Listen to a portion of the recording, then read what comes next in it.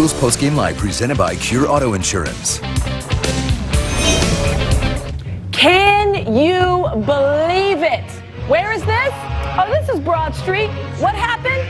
Your Philadelphia Eagles are world champions. That's right. I said it. I think there was a lot of tense moments in this one, and that's why you're going to see even more celebration because this was not going away. Where are people walking to? Are they walking everywhere. They're walking everywhere. Oh, my God. Super Bowl champions. Not did you just win the Super Bowl for the first time in franchise history, Rob Ellis and Daniel Pommels, but what you did was you took down the evil empire. You took down Tom Brady, Bill Belichick. You knew it wasn't going to be. They're the greatest quarterback and coach duo of all time. So you can see where this is. This is Broad and Gerard. Here's Xfinity Live going insane. This is crazy. We have live coverage throughout the night right here on NBC Sports Philadelphia, here in Philadelphia, all around the Delaware Valley, and of course out in Minneapolis. They just finished the trophy presentation. Nick Foles, people, is your MVP. Your MVP. Aim, he didn't just throw three, he caught one, and guess what? The other quarterback who threw for 500 yards dropped one. That's right. That would have been a touchdown. That's right, Giselle. He can't catch and throw, apparently, at the same time. It's amazing. I don't know if my scripted show is the best environment for me right now. I'm going to be a mess. I'm bubbling over. I am going to be a mess. This is it. You know, this is for everything. This is for everybody that's ever been told by a Cowboys fan, by a Redskins fan, by a Giants fan, by any fan, oh, you've never won a Super Bowl. Yep. Take that. No more discussion. Put it away. Take the trump card, rip it up, and throw that thing into their face. World champions. Look at Broad Street. Those poor cars. You know what? You better put your radio on. Why weren't you listening to Mike Quick and Merrill Reese? You knew the Super Bowl was ending, and now you're trying to go down Broad Street. You know what? Sorry about it. Or it's a celebration. Were coming from somewhere during the game. You thought maybe you could make it? You thought you could make it? No. This will be the celebration of all celebrations. This might go until tomorrow morning. Yeah, nothing in the history of Philadelphia will compare to this. Nothing. And I think that's the thing. You know, the 2008 World Series parade was bananas. Yeah. This will shut it down. This will be 10 times This will be that. Bananas Foster. Yeah, It is. It'll be flambéed. So this is Center City. Our guys are out there. Chris Smith, our photographer, is out with Marshall Harris. They are roaming the streets. We'll check in with them throughout the night because I know it'll be a celebration. Hey, there's the chopper pilot of NBC 10. I love that. Oh. I love that. Aim. We're popping bottles. We you are ready? popping bottles. Let's do this. Oh, my gosh. They're worried right now. Maybe you should pop it. This is, all right. You ready? Good luck. Go. Don't take out a light. Get it. Get it. Go. Don't break anything. I'm nervous. Danny. All right, my turn. It's pretty loose. It's pretty loose. It's coming. It's coming. Yeah, we should just twist it. Just pull it. But that's how the celebration goes here. You know what? It's a long time in the making. It's their first ever. I'm very nervous. I don't want to. And we got the really fancy cups. Yeah, well, this is how we roll here. We also have Mad Dog 2020. Yeah, we're going to bust that's some of that out in a little bit. There's Xfinity Live. They are going bananas. Let me get Amy. Let's talk about the ending of this one. Actually, you know what? Let's toast. And I'm going to. Let's toast first. Let's toast to the longtime Eagles fans, two of them sitting right here that suffered through some terrible years, some great years, but nothing like this year. Cheers. Here's to you guys. Here's to the Eagles fans out there. Here's to Doug Peterson, Nick Foles, Brandon Graham, Nelson Aguilar, the underdogs, Lane Johnson, Chris Long. The list goes on and on. You're going to hear superlatives all night. I'm going to take a sip. This was the most improbable season in the history of Philadelphia sports. This is the greatest because of all they had to overcome. Athletic sporting moment of my lifetime. How they started. Yes. This is not a team that you thought was going to win the Super Bowl. You were unsure if they would win the division. You thought, well, maybe 9-7 might win the division, and maybe the Eagles have a shot at that. Yes. And then at some point during the season, well, this is going to turn out a little differently, isn't it? And this is like just an unbelievable. It's a season to remember. It's a moment to remember. Everyone, for the rest of their lives in the Delaware Valley, every Eagles fan will remember where they were on this day. I will tell you this. If this doesn't sum up this season, I don't know what does. You won tonight despite the opposing quarterback throwing for 500 yards. That sums this entire season up. Yeah. You lost the MVP. And you still won. You lost a Hall of Fame left tackle, and you still won. You lost your starting middle linebacker, your kicker. You name it. Chris Maragos, your ace special teams guy, and you still won. Still won. This is the ultimate team Foles. effort and the ultimate heart effort that we've ever seen in Philadelphia sports. And the thing is, you had to go through the evil empire to do it. You gotta do it. You ended that. You put the dagger in them. You avenged 2005 in Jacksonville. Yeah. It's the sweetest revenge we've ever seen. I do want to remark that we are certainly dressed up. Normally, I would not be wearing a full-length green sequin gown. Beautiful, but you know by what? the way. Beautiful. Super Bowl 52, baby. Danny looking sharp. Danny's got his tux on. So we do want to say that Michael Barkann, Barrett Brooks, Seth Joyner, and Ray Didinger. I mean, if there's a man that you want to toast to, they are in Minneapolis. Write that encyclopedia, Ray. They are getting ready to bring you all the scene from Minneapolis, all the post-game comments. I know you've been watching that. They're getting set. You know how that works is they got to clear everything out. They're at the stadium, so they got to get everything kind of set up. Got to clear it all out. But listen, don't go anywhere. We're whetting your appetite. We are your appetizers. We want to remind you, if you want to tweet us on social media, tweet us your celebration videos. Tweet us how it was when it was at your house that you saw that your team was going to win the Super Bowl. So make sure you include our hashtag Mission52. Also add us at NBC Phily. You can do that on Instagram, Facebook, and of course on the Twitter, because I know there's some great celebrations out there. Already. I mean, it's already insanity, the stuff that's rolling in right now. This is going to be the party to end all parties, Aim. I mean, this is going to go all night, and it's going to roll into whenever the parade is, if it's Tuesday, Wednesday, whatever the case may be. Yeah, and we'll if we get details, we will pass those along when we make everything official. But how are you holding up there, Daniel? I'm not even sure that it's all sunken in at this point, because by the time I saw Darryl Clark walking with the trophy, I was just trying to process what was happening, because Danny's out in the newsroom just high-fiving any human or non-human that he could when find. Tom Brady threw that last Hail Mary and is bouncing around in the end zone, it was a little like the moment was there, you know? So I was a little uncomfortable. Incredible. Let's go out to the post-game crew at the site of Super Bowl 52, where your Eagles just won the Super Bowl championship. Gentlemen? Amy, Rob, and company, thank you so much. Words defy description right now. As you might imagine, the Eagles are Super Bowl champions, and all is right with the world. And look who is here to talk about it. And may I dare say, even grizzled journalists to cheer about it. Governor Edward G. Rendell, Seth Joyner finally got one in green. Ray Didinger, 1960, he was there, and he's there tonight. Barrett Brooks got a ring, but guess what? He's got one with the Philadelphia Eagles right now. 41-33 from Cherry Hill to Broad Street to the Northeast to the Poconos to Delaware. We're celebrating on this night. And I'll tell you something. There was a little hush that fell over the crowd before it was realized, is this really ours? Is it ours to take home, to cherish forever? And yes, it is. And the celebration was unbridled. Ray, go first, because the last time you saw this, you were with your grandfather. Yeah, it was at Franklin Field. It was at Franklin Field, December 26, 1960, that I saw the Eagles win a championship, and I felt that same kind of excitement. And this was special, Mike. It was a special season. It was a special team, and I think Jeff Lurie, in his remarks when he accepted the trophy, said what I think was in all of our minds. This was for the fans. You know, this was for the people that have stuck with this team through all those years, all the ups and downs, many downs. Yeah. But this is a night, hey, Philadelphia, you know, this is your day, this is your night, this is your moment, and enjoy it. We're just watching as Ray's talking. It's your moment too, Ray. As Ray's talking, we're watching Brent Selleck shed tears of joy, the longest tenured athlete in Philadelphia sports. And he said, I don't know how much longer I'm going to play this game. I want this one now. I want it this year.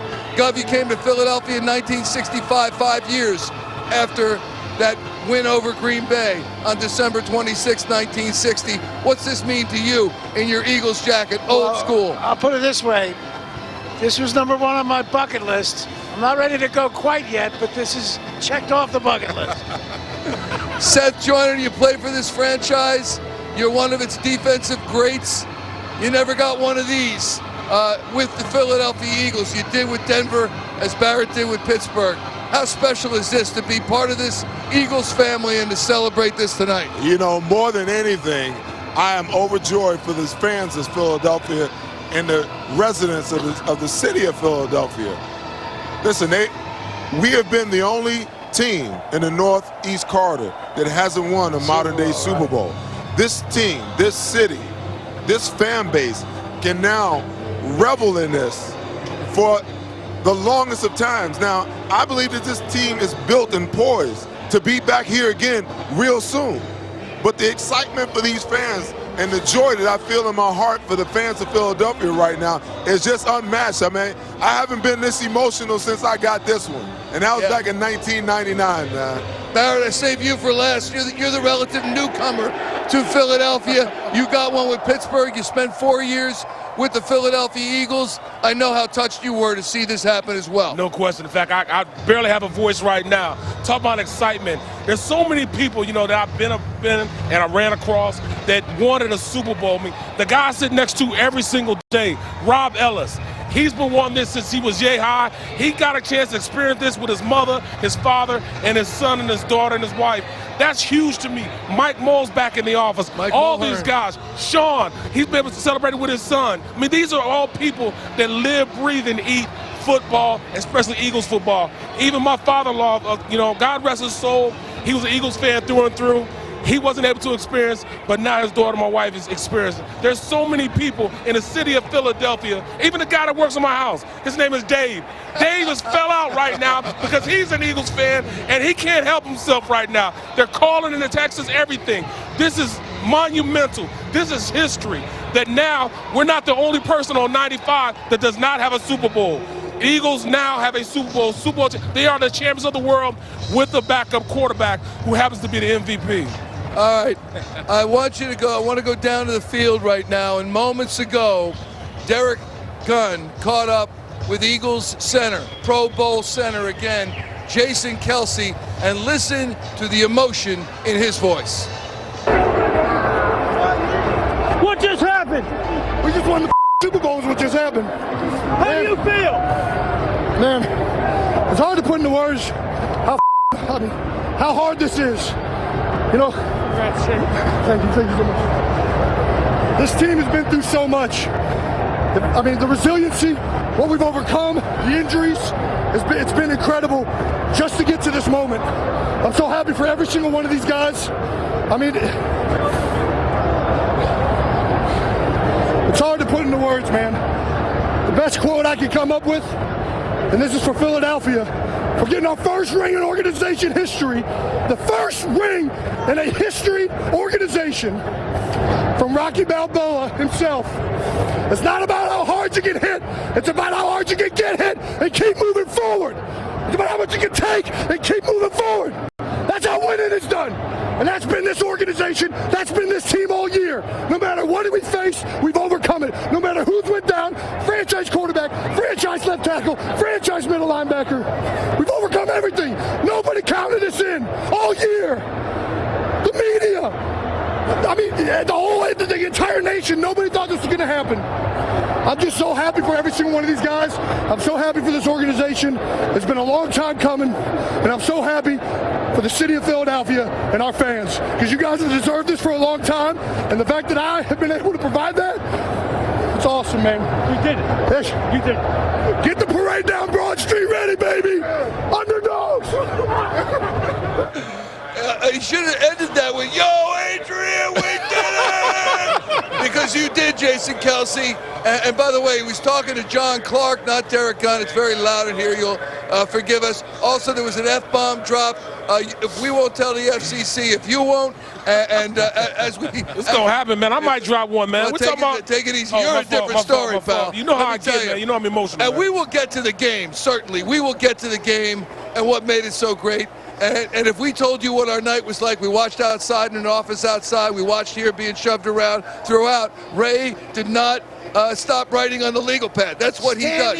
Standing up, getting jostled. But the thing is, tonight is about the joy of victory and as has been said, the joy of what it means to our city. And the tears that are being shed in joy around this stadium and around the Delaware Valley are just absolutely amazing. So with that, I mean, my goodness, Doug Peterson, great game plan.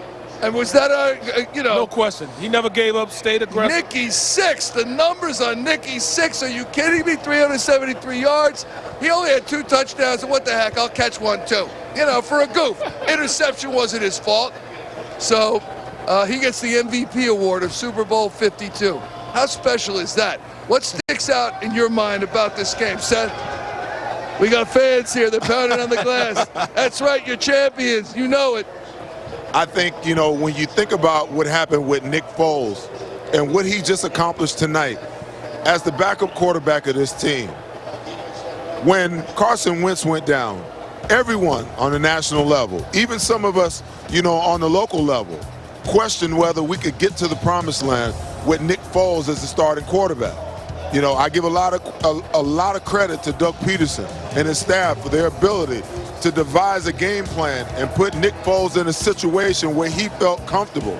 And the guy came out and was just as stellar this week as he was in the NFC Championship game. I mean, I'm watching him before the game, and he's got this air of calm, this air of cool over him. And no matter what situation that Doug put him in tonight, he thrived in it. I mean, our running game was unbelievable. You know, our defense was kind of touch and go for a while, but just like every other game this year, when they needed to step up and make a play, someone stepped up and made a play.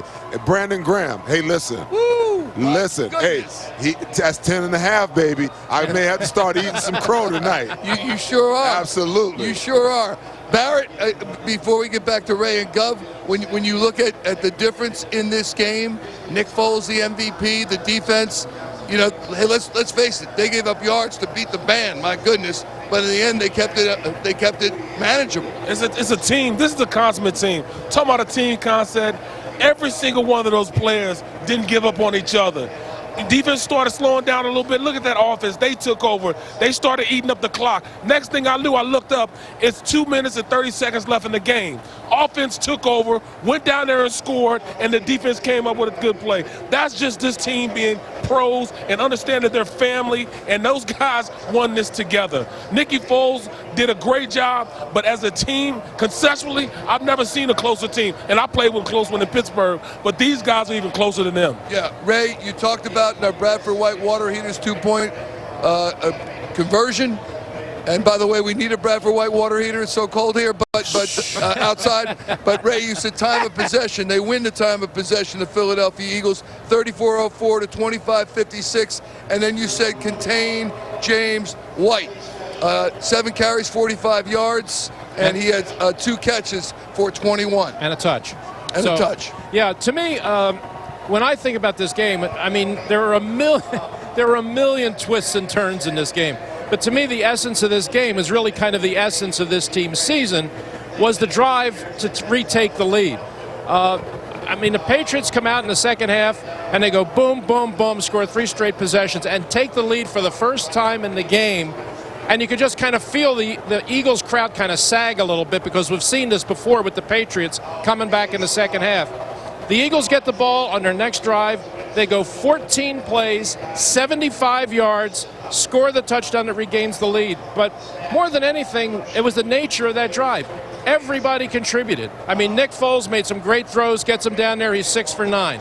But all 3 running backs handle the ball. LeGarrette Blount carried it. Jay Ajayi carried it. Clement makes a big catch out of the backfield. Nelson Aguilar has 3 catches. Zach Ertz has 3 catches. Everybody contributed to that drive for them to go down there, score, regain the lead, and then on the next series you get the strip sack from Brandon Graham, so then your defense kicks in. But at the moment when it really appeared that this was slipping away, that everything you had in your hands the whole game has started to slip away, they wouldn't let it happen. The offense reclaimed it, and then the defense nailed it down. And that's where I think many of the fans here who had created a din like it was the vet, as you had mentioned yesterday at our Ultimate Fan Party. They got a little quiet, and I think the team kind of felt that. But yet they marched down, as Ray said, Seth, they marched down. There was question about that touchdown, not to me, maybe to Ray and Seth, I'm just saying, but I knew it was, and they marched in 14 plays and did it. Retook the lead. You know, when you look at this game, it's a tale of two halves when you really stop and think about it. And I knew it would be that way because nobody makes adjustments at halftime like Bill Belichick and his staff. You know, they couldn't stop us in the first half. They come out the first 3 drives. We can't stop them. And it's touch and go. And, you know, I kind of tweeted out there, I'm like, we can't keep exchanging, you know, touchdowns with Tom Brady. We don't want to get in a shootout. But the thing is, the offense kept producing all game long. And the defense, although it tripped up and couldn't make a bunch of stops in the second half, when they really needed to make a play, when they had to have a play, they got it done. You know, and Barrett talks about this team being a team. I think the reason why that they're Super Bowl champions is because they don't have any one guy on the offense. They don't have any one guy on the defense. They don't have any one main guy on special teams. This is as complete of a football team as you are going to find. No question about that. That is what it takes in order to beat a New England Patriots team as a total team effort. God, did you think they would have the resiliency to do what they did?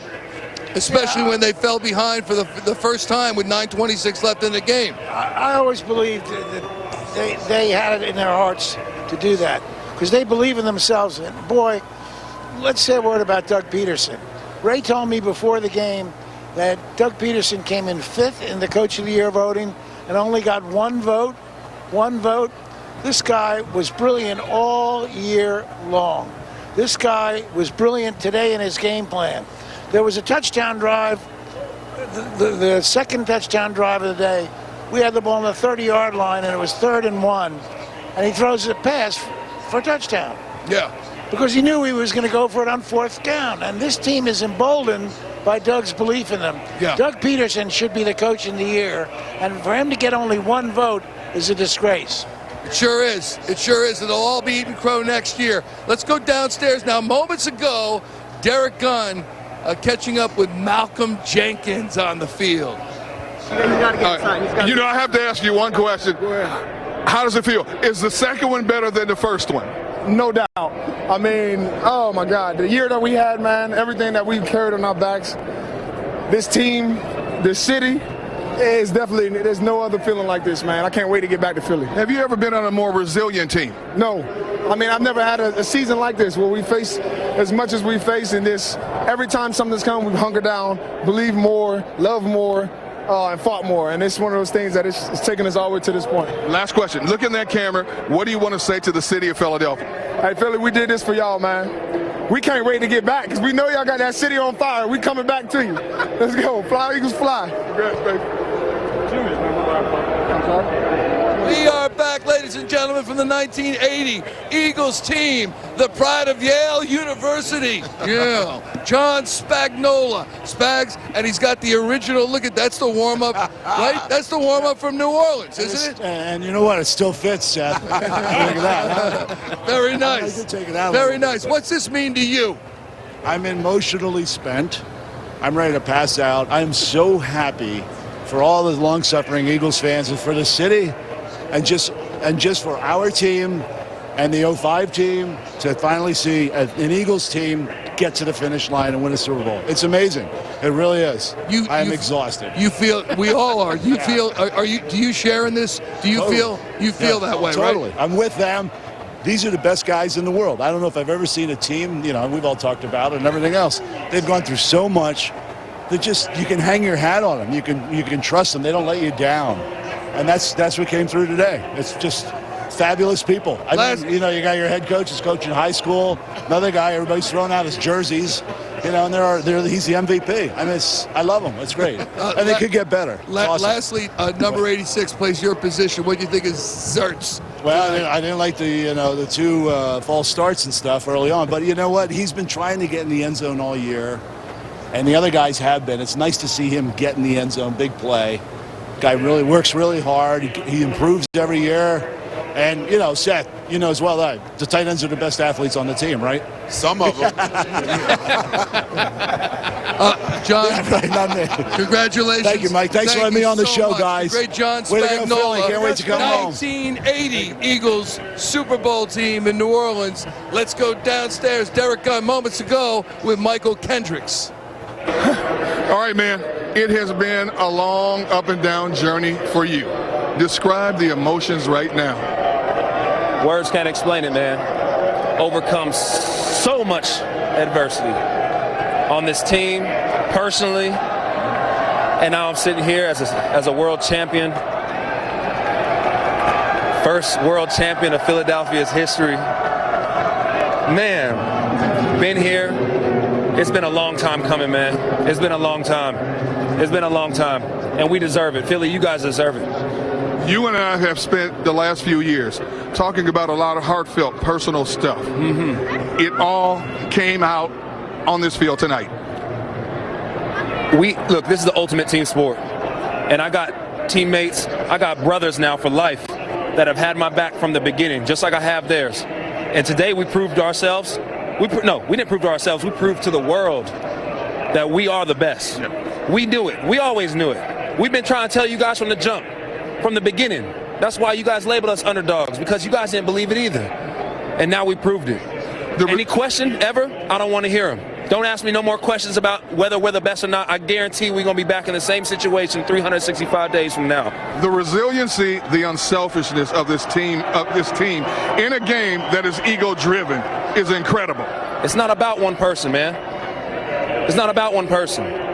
It takes a team to do this. It takes a real team to do this. And what better way to beat, you know what time it is, man. That's how you want to win, against the best. Final question to you. Look in that camera. What do you want to say to the city of Philadelphia tonight? Be safe. You guys deserve it. We did it. All right, etch our name in stone. Make a statue. Put some murals up. Do something, because we got it. We did it. Be safe, baby. Let's go. Appreciate you. Yeah. You be safe too, Michael Kendricks, and his story is an amazing one, and Derek Gunn delved into it downstairs just moments ago. Michael Kendricks, they're shooting off fireworks on Broad Street, by the way, and who's surprised at that, because there are fireworks going on anywhere there's an Eagles fan, whether it's for real or even in their hearts, as they celebrate this amazing victory, the Eagles 41-33 in Super Bowl 52. I'm still trying to process it. But back to Michael Kendricks for a moment. That's because you hoped they were going to win. If you expected for them to win, Michael Barkann, you wouldn't be trying to I said the pregame show, I had that expectation that they would win, and I thought as we went and came inside to our spot right here, I saw our counterparts on NBC Sports Boston, and they were doing their halftime hit. And I was walking into the stadium, and I ran up to the set while they were on the air, and I got their attention, and I went, yeah, we're going to kick butt. And I'm like, too soon? Might have been too. I knew what I was talking about. We're talking about from the very beginning. When we were sitting in that trailer together. Yes. I was talking stuff from the beginning. Yes, you were. I was telling them how we were going to win this game. Bingo. I'm not trying to hear anything. I told you once they win the game that we got to come back and we're going to sit down and debate some more on how the Eagles are going to kick their butt. They don't want to debate with us right now. They didn't want none of that. Yeah. I told them that. Yeah. Did not want it. I was confident. Seth told him. Ray told him. Absolutely. I told him. I said that mojo. Told him. That mojo I was feeling. It was not indigestion. It was the fact they was going to win. That's what I was feeling. I felt like during my debate, I needed an underdog mask. Because, I mean, dude was sitting over here just kind of giggling and laughing at what I was saying. Right. I would love to see his face right about now. Gerard Mayo. Yes, Gerard Mayo, we're talking to you. But how about this? Back to Michael Kendricks. This guy was a touted prospect when he was drafted. Really did not fit the bill for a time. Talked about requesting a trade, and then all of a sudden has blossomed into his role. And, his brother Eric was on the short end of the NFC Championship loss for the Vikings. Said he didn't even know he was going to show up. But Ray, when you look at Michael Kendricks, he finally did it, didn't he? Well, yeah, he did, and you're right. I mean, prior to the season, he wasn't even sure he wanted to be a part of this team because he really didn't know if he had a role with Jim Schwartz. But listen, give him tremendous amount of credit because they needed him. When Jordan Hicks went out, they really had a need at linebacker, and this kid filled it and then some. He played. We all knew that he was a good player. I mean, you drafted him, you brought him in here. He showed a lot of promise right away.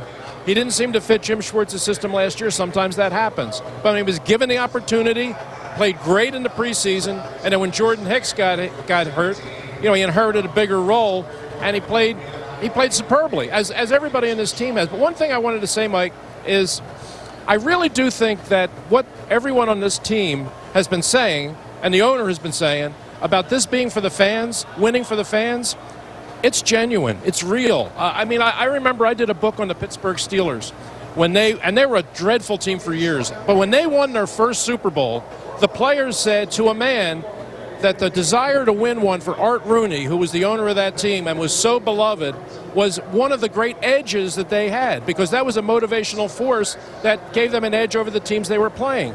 I really do think that the Eagles players had such a great desire to be part of the team that brought the first Lombardi trophy home to these fans, that was one of the things that helped galvanize this team and drove them down the stretch to where we are here tonight. We thought the Eagles were the better team. We said that to our Boston counterparts, certainly, but there were also good omens that portended success for this team. Number one, there was a bald eagle on the Didinger's garage yesterday morning. That's the first thing. Number two, Brian Dawkins becomes a Hall of Famer, and downstairs, Derek Gunn caught up with him moments ago. You get inducted into the Hall of Fame on Saturday. Your team wins the Super Bowl on Sunday. Describe this whole weekend for you. Wow.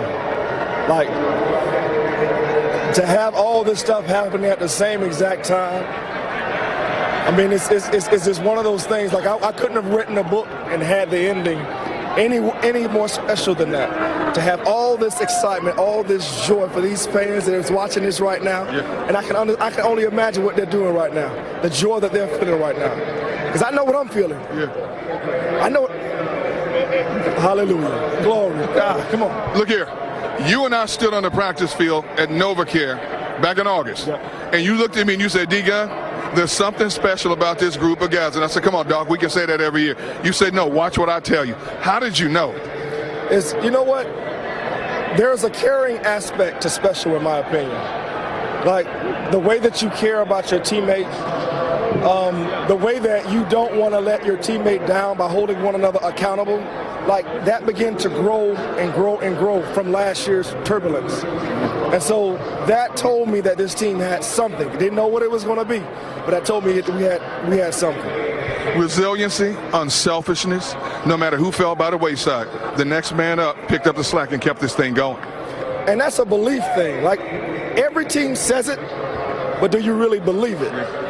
Like, the belief happened on this team. They believe that whomever went down, we hate to have you go down, my brother, but we're going to continue to go on, and we're going to find a way to win. That's what this team continued to do. And when you continue to do that with not just decent guys, not just kind of okay guys, but your potential Hall of Fame guys go down, your potential MVP quarterback goes down, and you still find a way, how can you not believe? How can you now listen to any negativity from the outside? You can't. You won't. And this team did not. Look at the camera. What do you say to Philadelphia? We won it. We won it. Congratulations, Philly. Number one. Number one. B-Dog. That's great. Yes, sir. B-Dog. Right. I love it. And capping it off with a hug for Gunner. Gunner's going to get a lot of hugs. By the way, Brian Dawkins has that passion within him. No surprise that he was all geeked about that win and sharing in it with his teammates, because he's still with the organization. But my goodness, all the folks that share in this win, like Seth Joyner, like Barrett Brooks, like the Gov who came here in 1965, like Ray, who last saw that championship up close and personal in 1960. It's so special. And every time you think about it, oh, we won. We really did. That's incredible to me. Just incredible. To this day, I think the same thing. I mean, to wake up with a Super Bowl and now to be covering these guys for the entire year, especially with you guys, to cover them the entire year and be able to experience this roller coaster of a team, understanding that they were a special team going into this, and then for them to win the entire thing and cover it together, This is an unbelievable feeling, not just for myself, but also everybody here who had vested interest in this for the entire year, and most people for their entire lives. Like I said, sitting across from guys in the room, you know, in the newsroom, and you know, even walking down the street on Broad Street. The way people come up to me were like, hey man, this Eagles team is special. Well, yes, they were special enough to win the Super Bowl. Super Bowl 52, back in Philly. Well, no, just arriving in Philly for the first time. How about that? Let's hear from the owner, Jeffrey Lurie, who stepped up to talk to Derek Gunn a moment ago. You have waited so long for this. Describe the emotion right now. I'm just incredibly happy for Eagles fans in Philly, around the country and around the world. They have waited so long for this. They're the most deserving fans in sports, and I'm overjoyed for our fans. Is this moment everything you dreamed about? It is, and more. What do you say to the city of Philadelphia right now? Well, I love the city, and we can't wait to get back there and celebrate. Thank you, Jeff. Yeah. Jeffrey Lurie, guess what? You are the gold standard in the NFL, sir. Yes, you are. You said it, you meant it. Your team fell down a couple of notches and then some, but uplifted again. And the best thing is, Gov, tell us how much they're gonna be back here again and again and again. Yeah, I believe with Carson Wentz, assuming he can regain the quarterback job. Now, with Carson Wentz and the nucleus of his team, we have a shot to be back here every year for the next 5 or 6. I really believe that. And Michael, this was an incredible season, as Barrett and everyone said. But what an incredible game to cap off this season. I mean, we would have been happy if we won 28-10. But this game broke all sorts of records. I mean, can you imagine a Super Bowl game where the losing team didn't punt the ball? That's never happened before, and maybe never will again. It's incredible. You're right. And all of the records, this was an amazing football game. Absolutely stunning. I was corresponding with our friend Keith Jones, who's the Flyers analyst, former Philadelphia Flyer, and knows whereof he speaks with regard to football. And when the Patriots scored to take the lead, Jonesy said, take it easy. There's going to be a 7-minute drive, and boom, they're going to come back and win this thing. I don't know. But he gave me this stat. Keith Jones, this is. Tom Brady's the 6th quarterback to lead the regular season in passing yards and then start in the Super Bowl. The previous 5 are 0-5. And now 0-6. Moles, tell me one more time in my ear. Great.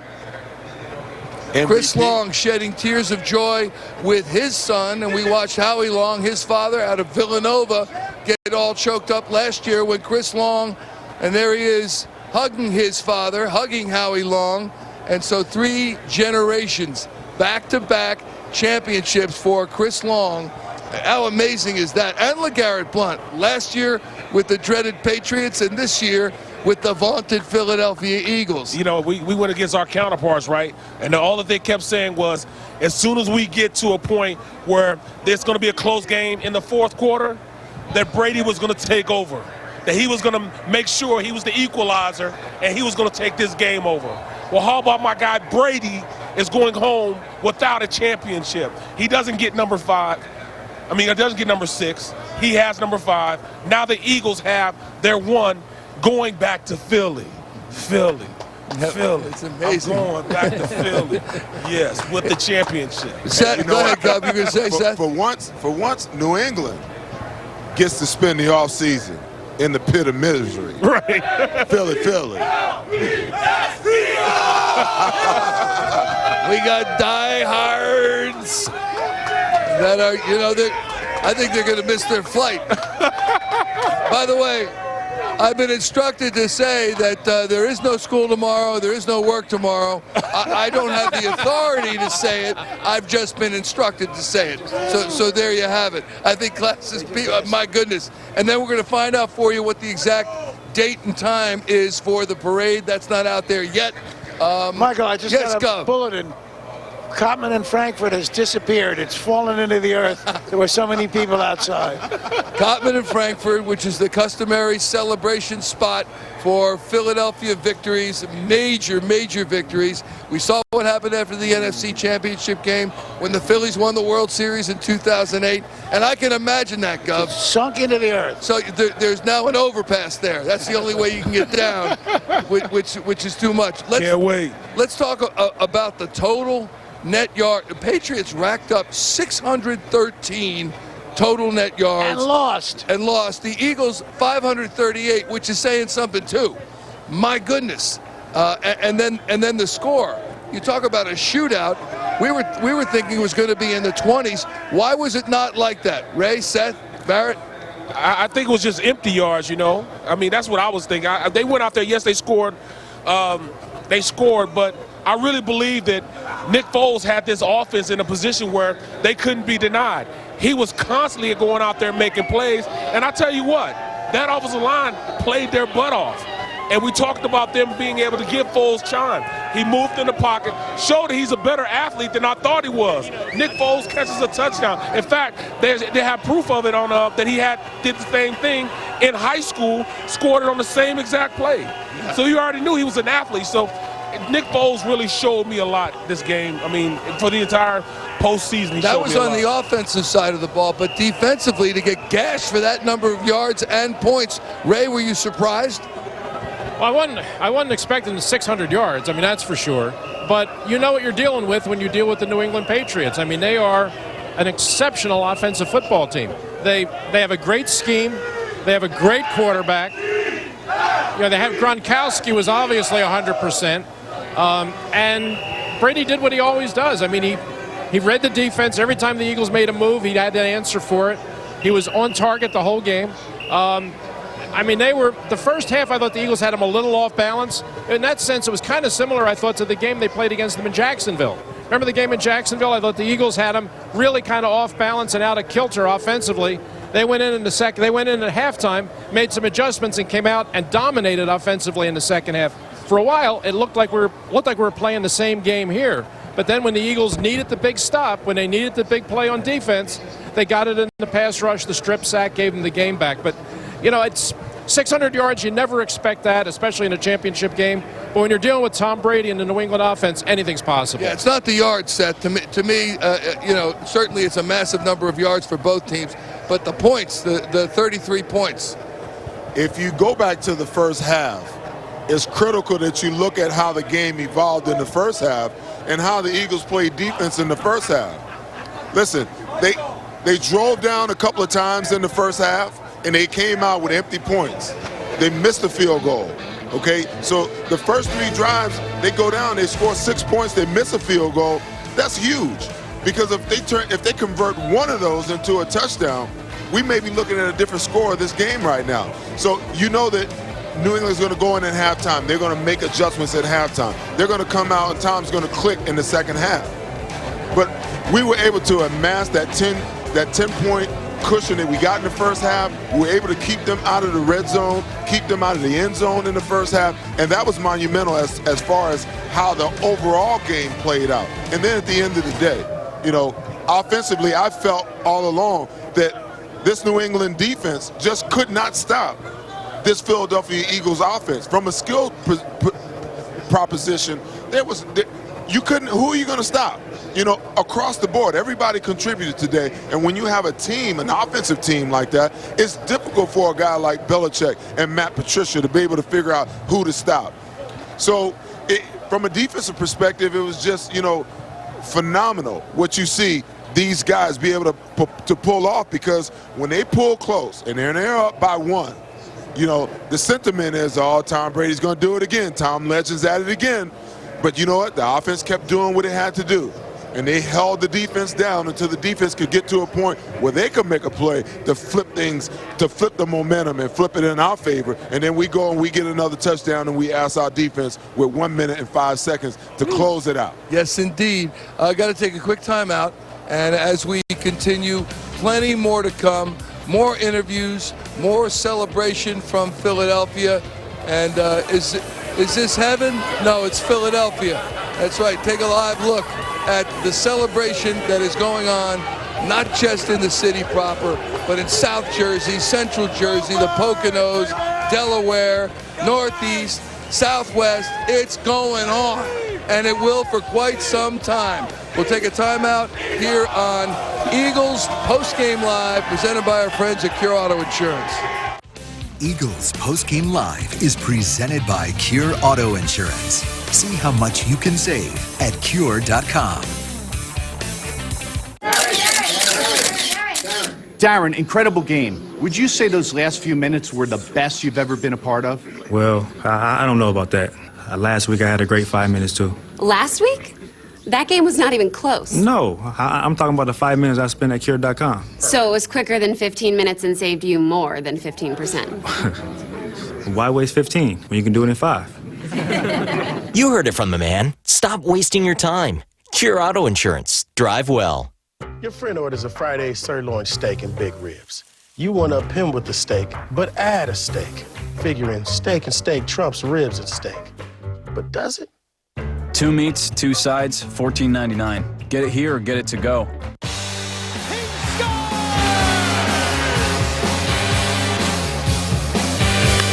the air, the long side field.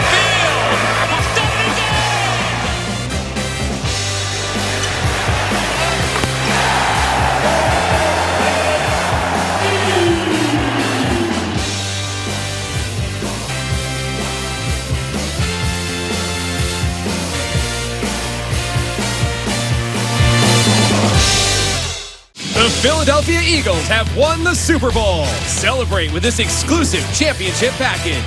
Get the commemorative book featuring Sports Illustrated's renowned writing and photography to celebrate the Eagles' amazing season. The premium collectible football and the Eagles team jacket is included with your paid subscription to SI. Go to SITVoffer.com or call now to get it all. Free with your paid subscription to SI. Get 39 issues of Sports Illustrated's top quality content and save 44% off the cover price.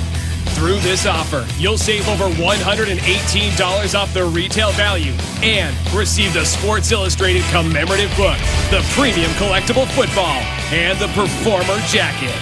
These exclusive collectibles are yours free with your paid subscription, only from Sports Illustrated. Go to SITVoffer.com or call now. The city of brotherly love, birthplace of underdogs, but you can never count us out. We've had an unbelievable season. Now to celebrate, you can get a great deal on Ford F-Series, the best-selling trucks in America for 41 straight years. For a limited time, get $5,550 cash back on an F-150, or lease for just $199 a month. Philadelphia, City of Champions. F-150, the official truck of Super Bowl 52. Graduation day, a new start. Now you can begin repaying your student loans. Refinance at Credible.com, where people have saved on average $18,000 over the life of their loans. In 2 minutes, you can be pre-qualified for real rates, not ranges, from trusted lenders. Knock 7 years off my payments. Stop paying too much. 2 minutes is all it takes to see how much you could save on your student loans. Visit Credible.com before your next payment is due. This game is about more than just speed or skills. It's about being everywhere you're needed. I've got the court covered. Just like Metro PCS covers 99% of people in the U.S. Metro PCS, wireless figured out. Most valuable possession. Right here, it's Zach Ertz with the 11-yard touchdown catch from the MVP, Nick Foles. But when you look at what Zach Ertz did today, Ray Didinger, pretty special performance from the Eagles tight end. I mean, he was pretty amazing. Zertz, wasn't he? He sure was. I mean, especially on that drive that I talked about, the drive where the Eagles regained the lead. He makes a really big third down catch early in the drive to keep it going. Then they get to a fourth down and they go for it, and he makes the catch there. And then he makes the catch for the touchdown to put you back ahead. Yeah, I mean, he played great. I mean, but they spread the ball all over the place. Aguilar had a really good game. Jeffrey had a good game. One of the things that I think was kind of surprising in a way down the stretch was there was so much concern about Nick Foles throwing the long ball. You know, everybody was talking about, well, he's throwing 20-yard passes, 25-yard, but he can't throw beyond that. And I really do think that he caught Minnesota by surprise by throwing the deep ball so well. He went away. I'm sorry. He was right over your shoulder. I was going to say, there was a lot of questions about could Nick throw the deep ball, because the first couple of games that he was in here, he was completing passes, but they were all underneath. Well, he certainly demonstrated he could throw the deep ball in the Minnesota game, and again here tonight, he threw the deep ball beautifully. He did. So that is our most valuable possession, presented by our friends at State Farm. And speaking of Zach Ertz, he's down on the field with Derek Gunn.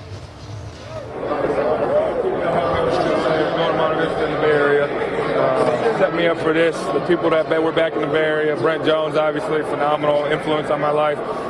Craig Berman, phenomenal influence on my life. All those coaches out there, all the people that helped me along the way, not only football, but basketball, baseball, soccer. My family's out there, obviously, still. I wouldn't be here without my mom and my dad and my brothers. They pushed me along the way. My mom got us to everything that we ever needed to. I got 3 little brothers, and we never missed a practice. She made sacrifices that she didn't have to, but we're world champions now. You want to give a shout out to anybody? Call yours. Just thank you for everyone, to everyone that helped me along the way, all the high school classmates. I hope you guys enjoy this too, because we're going to enjoy it out here in Philly. Hey, Chad Lewis told us before you're the best. You'd be one of the heroes, and walk us through that last touchdown. Yeah, it was just a slant. I was going against Devin McCoy. The guy's a phenomenal football player. Been battling with him for a couple of years now. He's a phenomenal player, and I just made a play. Foles made a phenomenal throw. He makes my job easy the whole night. We had a lot of talented quarterbacks, starting with Carson, obviously, but Foles did a great job tonight, obviously. How do you think you'll feel tomorrow?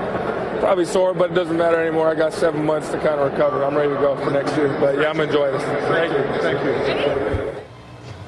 Back in our studio here at US Bank Stadium, and I'm looking at the video board behind us, and it shows total yards and passing yards, and Tom Brady threw for 500 yards passing. He didn't win, but last year he threw for 466, then a Super Bowl record.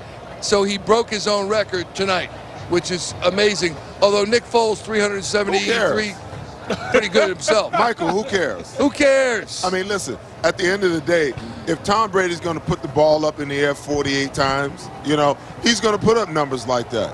They had, I believe, 72 total plays. And out of those 72, 48 were passes. With its completion percentage being what it is, you know that the guy's going to have some major yards. But the point is, we came out with the win.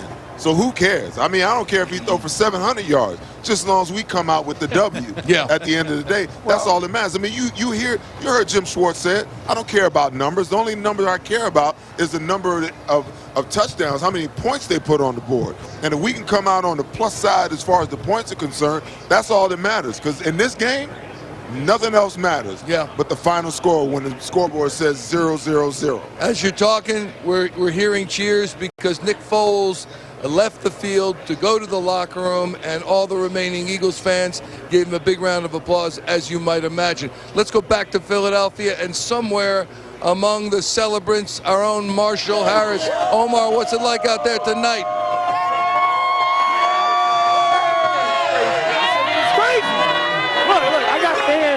Who are trying to beat me up, grab my microphone.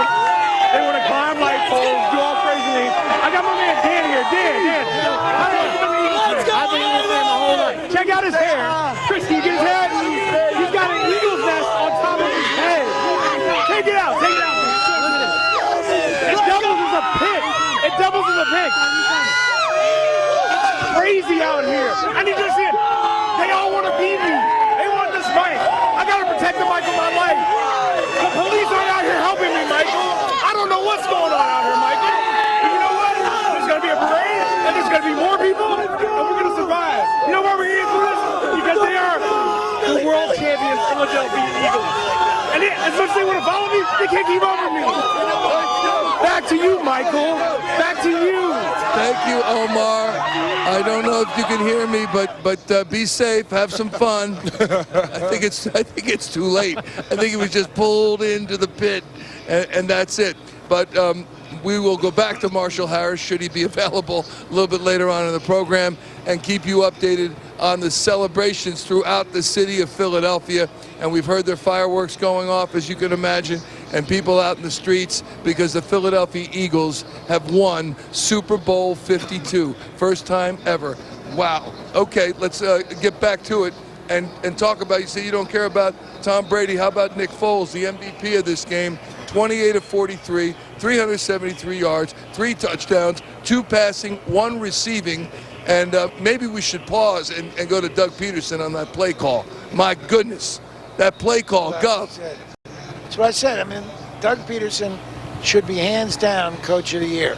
It's an absolute disgrace. He got 1 vote, and 4 people got votes more than he did. Just an absolute disgrace. Seth, you got to sell that play. It's not just about executing the play.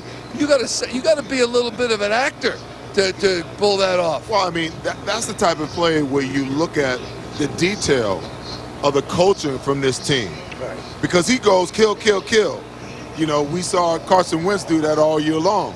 But he went from behind center and slapped the right tackle on the butt. And we didn't see, Nick Foles do a whole lot of kill, kill, kill. Okay? So just the patience to make the call, make the kill call, move over, act like he's trying to tell Lane Johnson something, and then the patience to wait long enough for the defender to bite inside and then release out. Because if he takes off right away, the defender knows what's going on. He's going to follow him. But he kind of stays there and lets the defenders get sucked in.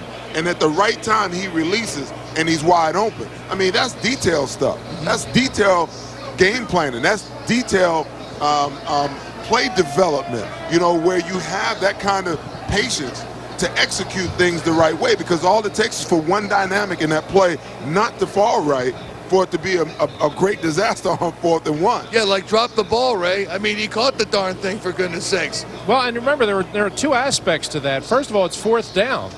And there are a lot of people that thought, well, you're certainly going to kick the field goal here. You're not going to run the risk of leaving 3 points on the field.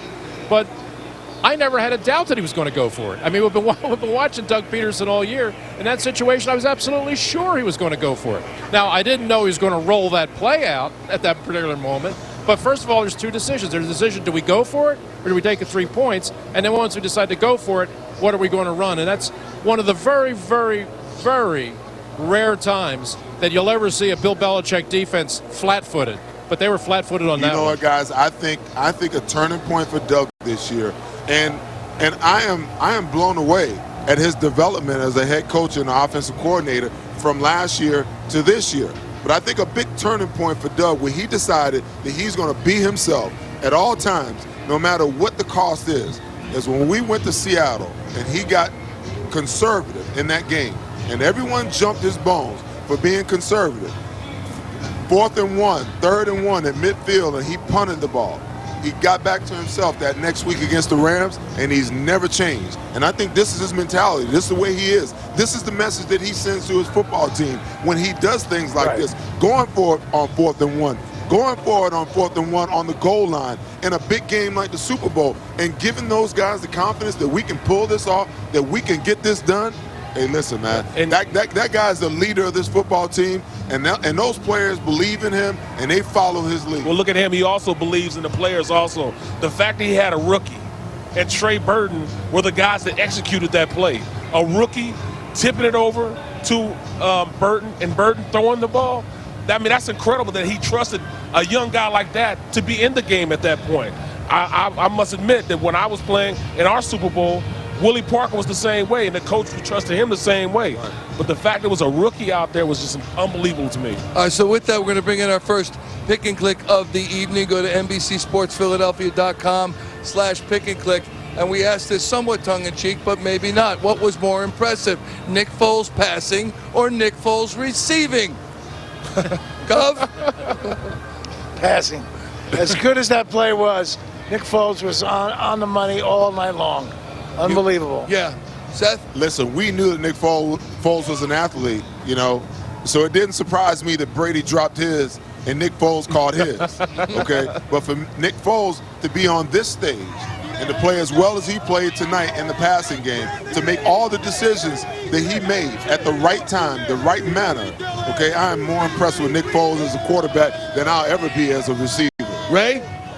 Well, passing for sure. I mean, by my calculations, I think they were 10 for 15 on third down, most of them passing, and that's really impressive in a big game like this. He just looks so cool. He looks so poised. He looks so composed, the way he was the whole postseason. But I think it is kind of amusing when you're going to look at the Super Bowl stat sheet after this game.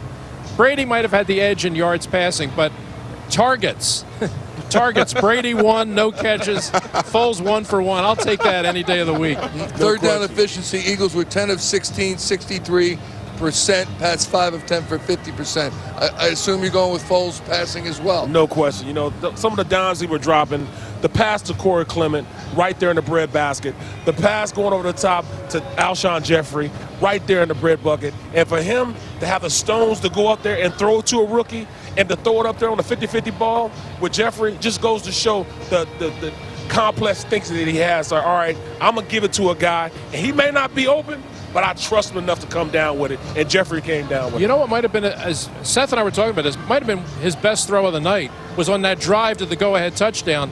He threads one down the middle to Aguilar between two defenders. No question, yes. Where I don't know how many guys would have let that ball go. I mean, a lot of guys would have pulled it down and looked somewhere else because you got two defenders converging from opposite sides. I mean, he had a window like that to put that ball in his hands like 20 yards down the field on a drive where the game is hanging in the balance. But he had the confidence to make the throw. Aguilar, who had a really good game, makes a big catch. You continue on and you regain the lead. That was talk about a big-time throw. They don't get any bigger than that. That was a second window, too. Yeah, and I was holding my breath when he let it go. But he let it go with such confidence that I was just shocked because you get two defenders that crisscross each other, and it's almost like you almost have to know that this is what they're going to do in order for you to let that ball go with that kind of confidence. He didn't bat an eyelash. I mean, he didn't hesitate one bit. He just reared back and let it go. Let's stop the poll. I'm assuming that the passing won out well over the 63% for 63. That's it. 63 for passing and 37 for receiving. Oh my God! I think it's just because he outdid Tom Brady. Yeah, I think that's what that is. Exactly. That's a great point, Seth. So he is the MVP, Nick Foles, of Super Bowl 52. Here he is downstairs. Yeah, I mean, this is, that was a hard-fought game. I mean, New England's a tremendous team, one of the greatest quarterbacks and coaches of all time. And just for us, it's the team all year, just fight till the end, just keep leaning on each other. And that's just what this season's been about. That locker room is a special locker room. And you could see it throughout the course of this game. No matter what happened, we just kept sticking together, kept leaning on each other. We have an amazing coaching staff, amazing personnel staff. I mean, just to be in this moment, unbelievable.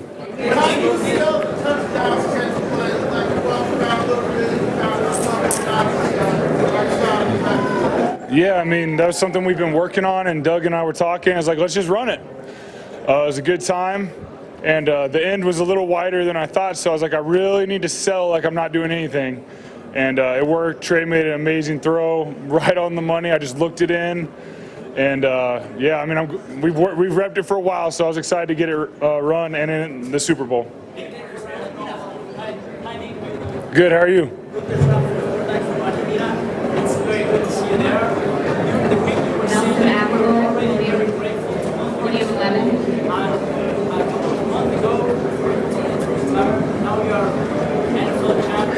Yeah.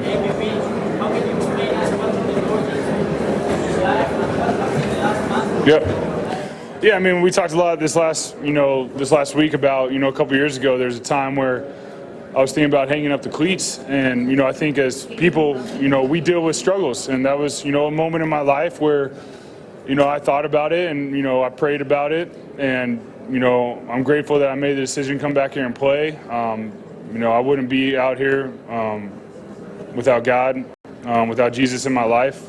I can tell you that first and foremost. I don't have the strength to come out here and play this game like that.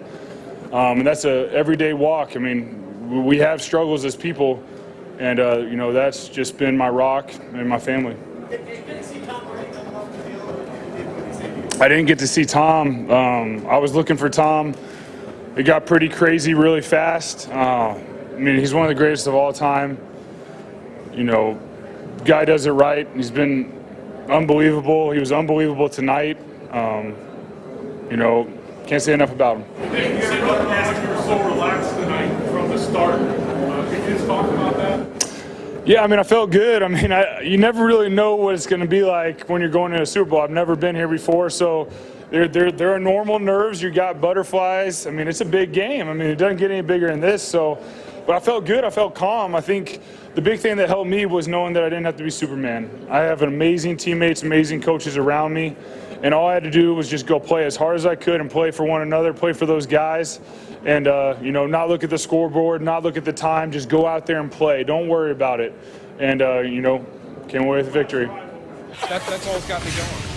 Nick Foles, the MVP, and he truly has been the MVP for this team since Carson Wentz went down. Not that the defense hasn't held up its end, because certainly it has. But when you think about the Rams game and leading the team from behind to win the game, you think about the Giants game, 4 touchdowns.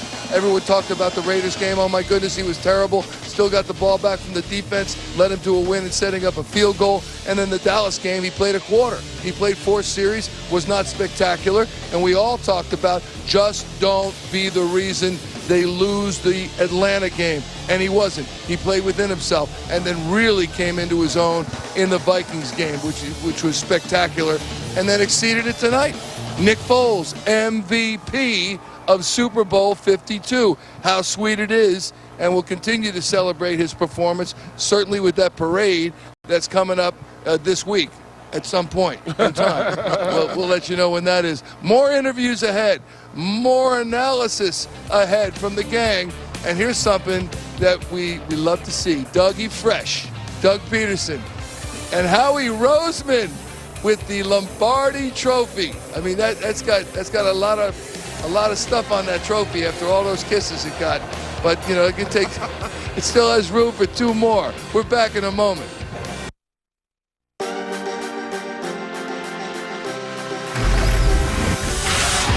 Designed to command any road. Designed for all-weather adventure. This is the all-wheel drive Acura RDX. Designed for where you drive. Visit your Delaware Valley Acura dealer for attractive offers on the RDX. Everybody has sunglasses, but most sunglasses make things darker and are useless when it comes to blinding glare. Not these. Nick Bolton here with the latest from Bell & Howell. We call them tack glasses. Inspired by the sunglasses worn by our heroes in uniform, tack glasses can do things no ordinary sunglasses can do, like block blinding glare so well, invisible objects suddenly become visible. Enhance colors to give you vision as sharp as an eagle's and survive even the harshest conditions. Look, ordinary sunglasses just make things darker, which could be deadly in a tactical situation. But tack glasses improve optical clarity, so you can see clearly even in low light. If you've never seen how this light filtering technology works, check this out. Nothing to see, right? But look again as we hold up our tack glasses. A colorful American eagle is revealed. Amazing. Look at this screen. Yes. What do you see? I see a white screen. Just a plain white screen. Now we're going to do our sunglasses. Whoa, this is cool. How does it do that? That is so awesome. What? Oh my. Whoa, what? That is so cool. That is amazing. How's it do that? It's like an eagle pops out of nowhere. Very, very cool. Whether you're on the trail or on the golf course, on the water or on the slopes, with tack glasses, you'll always see clearly without any glare. There's just nothing like them on the market today. Act now to get your tack glasses for just $19.99, and we'll even ship it to you free. Plus, every pair of tack glasses comes with our Bell & Howell lifetime guarantee. But wait, order today and we'll also include a blank card that reveals our American Eagle when you put on your tack glasses. So don't delay. Order yours today. To order, call 1-800-670-5955. Again, that's 1-800-670-5955, or order online at trytackglasses.com.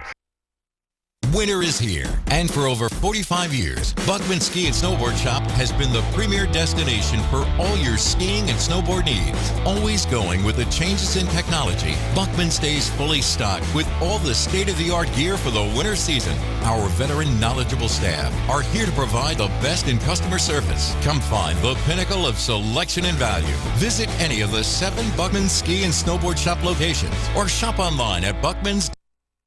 Hi, I'm Jason Kelsey, and I geared up for this football season in style. Score big and get great deals on a huge selection of new vehicles during the Ram Truck Month at Vidian. Lease the 2018 Ram 1500 with zero down for only $199 a month. Vidian Chrysler Dodge Jeep and Rams really do cost less in Newtown Square. And that's why I've gotten my last 3 Rams from Vidian. On Westchester Pike in Newtown Square and online 24/7 at Vidian.com. I love this truck, and I love being part of it.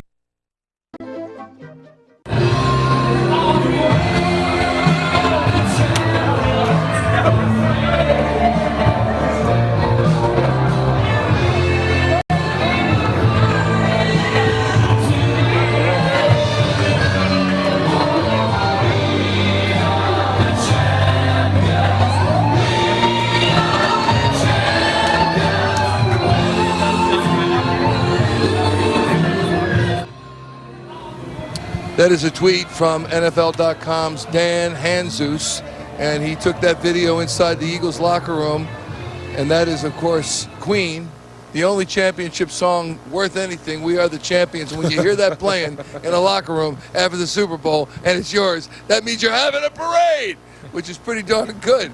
And I think, Ray, Seth, Barrett, Gov, especially Gov, who was the former mayor of our fair city, we have to think of a parade route at some point.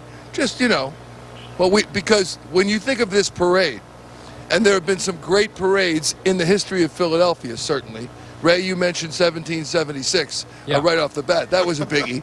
But when you think of parades in Philadelphia, the Flyers parade, the Phillies parade, the Sixers parade that ended up at JFK, Villanova, hi Jay Wright. When you think about that, but this parade, we keep hearing this. If the Eagles ever won the Super Bowl, we wouldn't know what to do. We wouldn't know how the parade would turn out. You know what? I never allowed myself to think about what would happen because I just couldn't even conceive of it, really. It's never happened. Michael, I have no doubt that this will be the largest sports parade, largest attendance at the sports parade in the history of the country. I expect somewhere between 2 and 3 million people. The parade route that I've heard talked about is from the lake all the way up to the Art Museum. Goes from City Line, Gov. Well, it can't be Frankfurt and Cotman. It's gone. It's not there anymore. Right. So you've heard what proposed? That it's going the opposite way of the Phillies parade, which I find a little curious because I think you want to end up with the fans sitting a little bit. Yeah. And they can do that at the link, obviously, and that's where you could have your speeches. But I've been told it's going to be the opposite direction. Yeah. Again, that's the Gov's thoughts. We don't know that yet officially. When we hear word, we will pass it along to you. Let's get word from Derek Gunn, our friend and colleague, who's been working this beat for 20 years plus since our existence here on NBC Sports Philadelphia. Before that, Comcast Sportsnet. Gunner's down on the field. Gunner, can you hear me? Yeah, Michael, I got you. I mean, you must have been. I know the hugs you were receiving and giving to the Eagles players, and how special it must have been for you to watch these guys that you have seen, many of whom you've seen drafted as young men to blossom into mature men and have families, etc. What's this been like for you? Well, Michael, let's go back to when Brandon Graham was drafted first. A player that a lot of people in the city didn't want. They wanted Earl Thomas. Of course, his first few years were injury-plagued.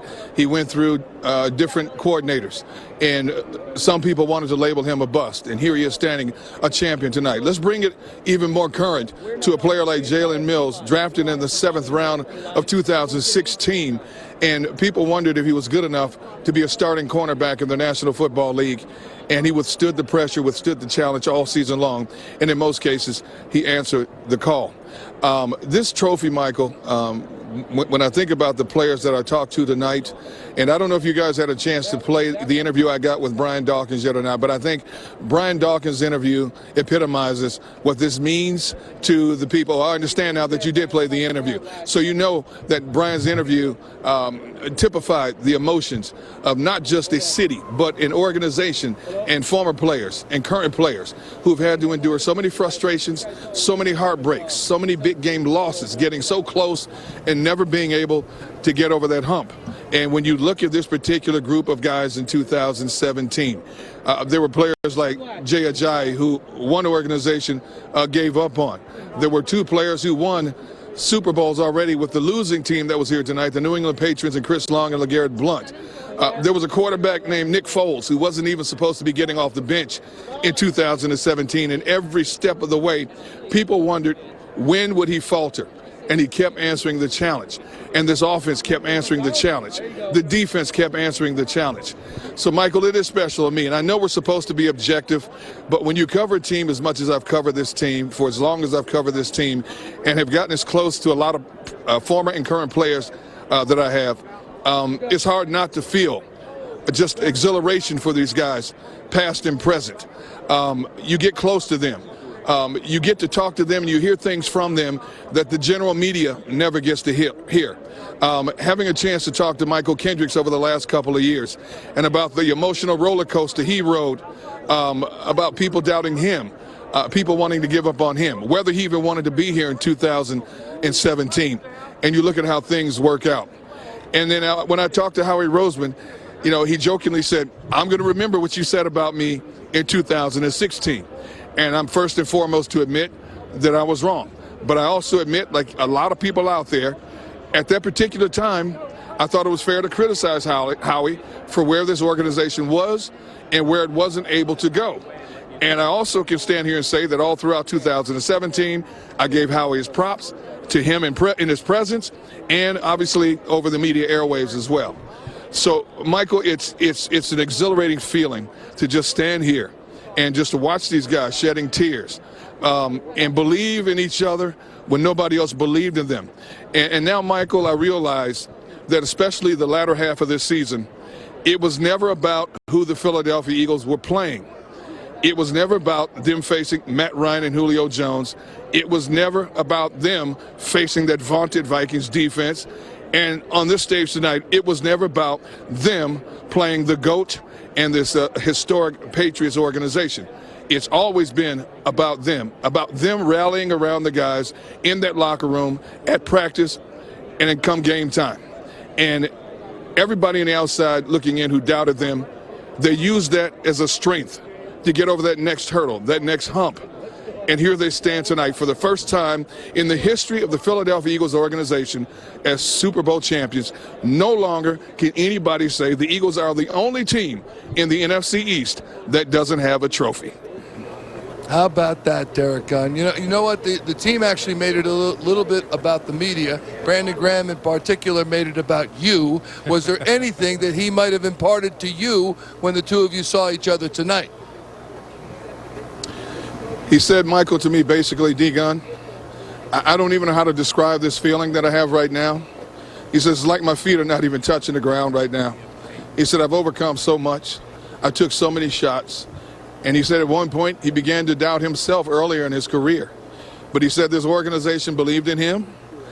They kept him around. They gave him a raise, gave him a contract extension because they knew the capability that he had to be what he was in 2016 and 2017.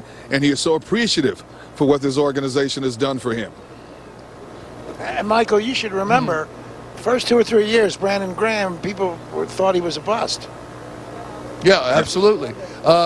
We were going to take a break, and thanks, Derek Gunn. Appreciate it, and we'll check back with you. Derek Gunn joining us from the field live. In fact, I'm looking at him right there. I can see him waving the gunner. But Ray said, when we can take a break? And I just assumed he had to use the restroom, but he does not. I said 5 minutes. He said, because I want to go hug my son. Come on, David Didinger right now. All right, there it is, a long time coming. Woo! David Didinger, who is who shoots for, there we go. That's a beautiful thing. A beautiful, beautiful thing. Oh, my goodness. Michael, that scene's being repeated. That scene's being repeated in Philadelphia thousands and thousands and thousands of times. Was it unbelievable? It was just, I mean, to everybody that didn't have a chance to see this. I mean, my grandparents, my mom's parents, my Uncle Kevin. I mean, just mean, everybody had said this wasn't possible, and I've waited 44 years, and I swear I thought I'd never see this day. Yeah, but you did. I'm a diehard Eagles fan, diehard Flyers fan, diehard Phillies fan, and Philadelphia, just enjoy this, because I don't know when it's going to happen again, but boy, this is sure fun tonight. It's going to happen next year, David Didinger. How about this? The Rock shedding some tears over here. I've never seen him even. Yeah. Ray did. Yeah, Ray did.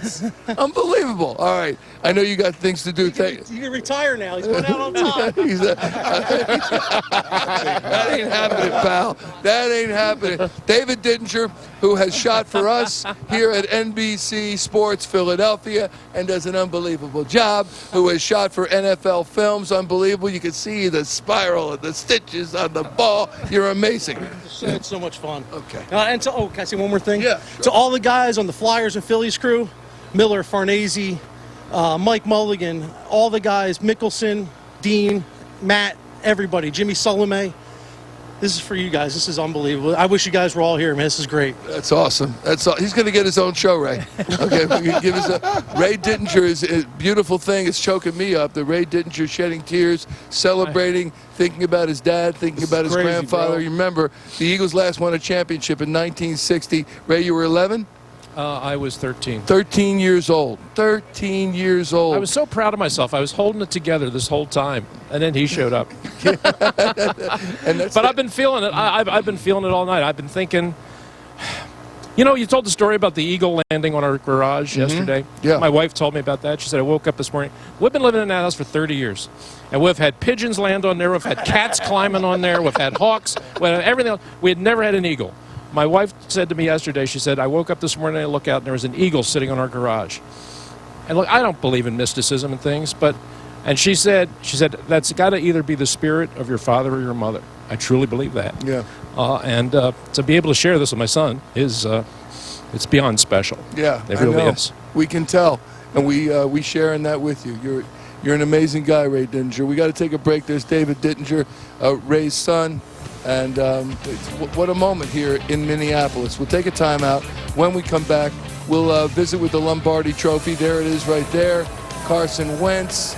And I wonder if they're going to pass it around like they do the Stanley Cup. Everybody, gets it for a night. We'll take it. What the heck? We'll share for an hour or so. No, we can't do that. And also we'll hear from Doug Peterson on this great win.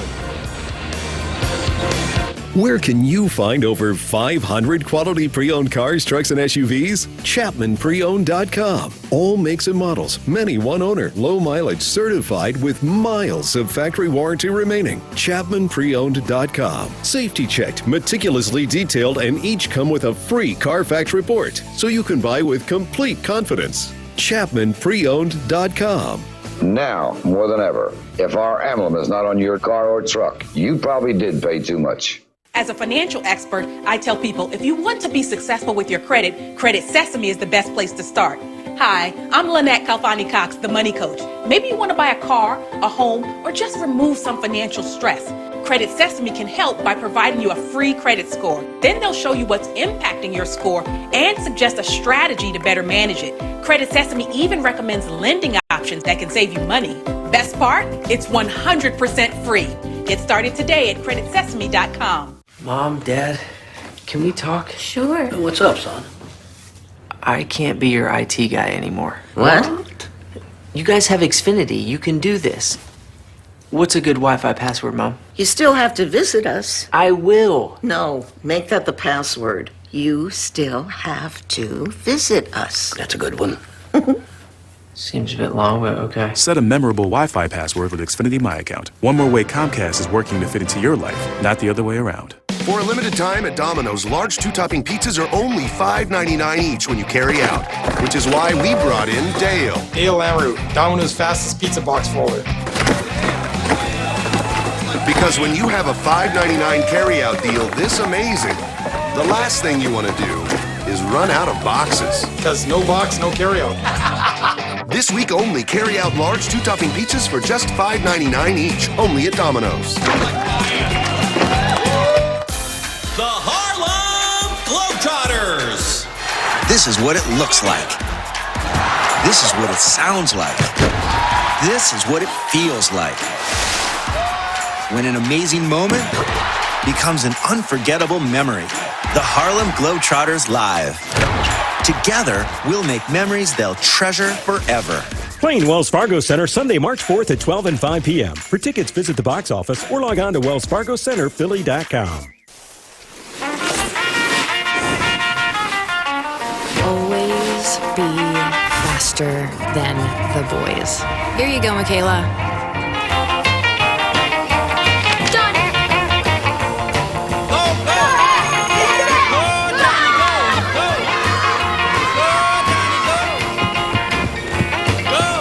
Michaela Schifrin picked up right where she left off, on top of the podium. I see you mobbing over her. Let's go. Let's mob. Let's crawl.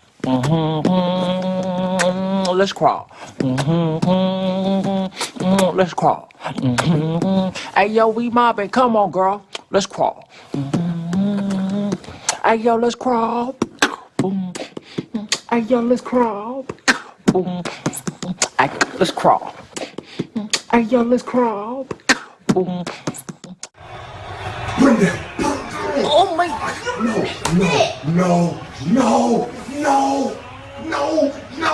Oh, thank God. Oh my God. Yes, we won. We won the Super Bowl. That's it. We won the Super Bowl. Oh my God. Yes. Oh my God.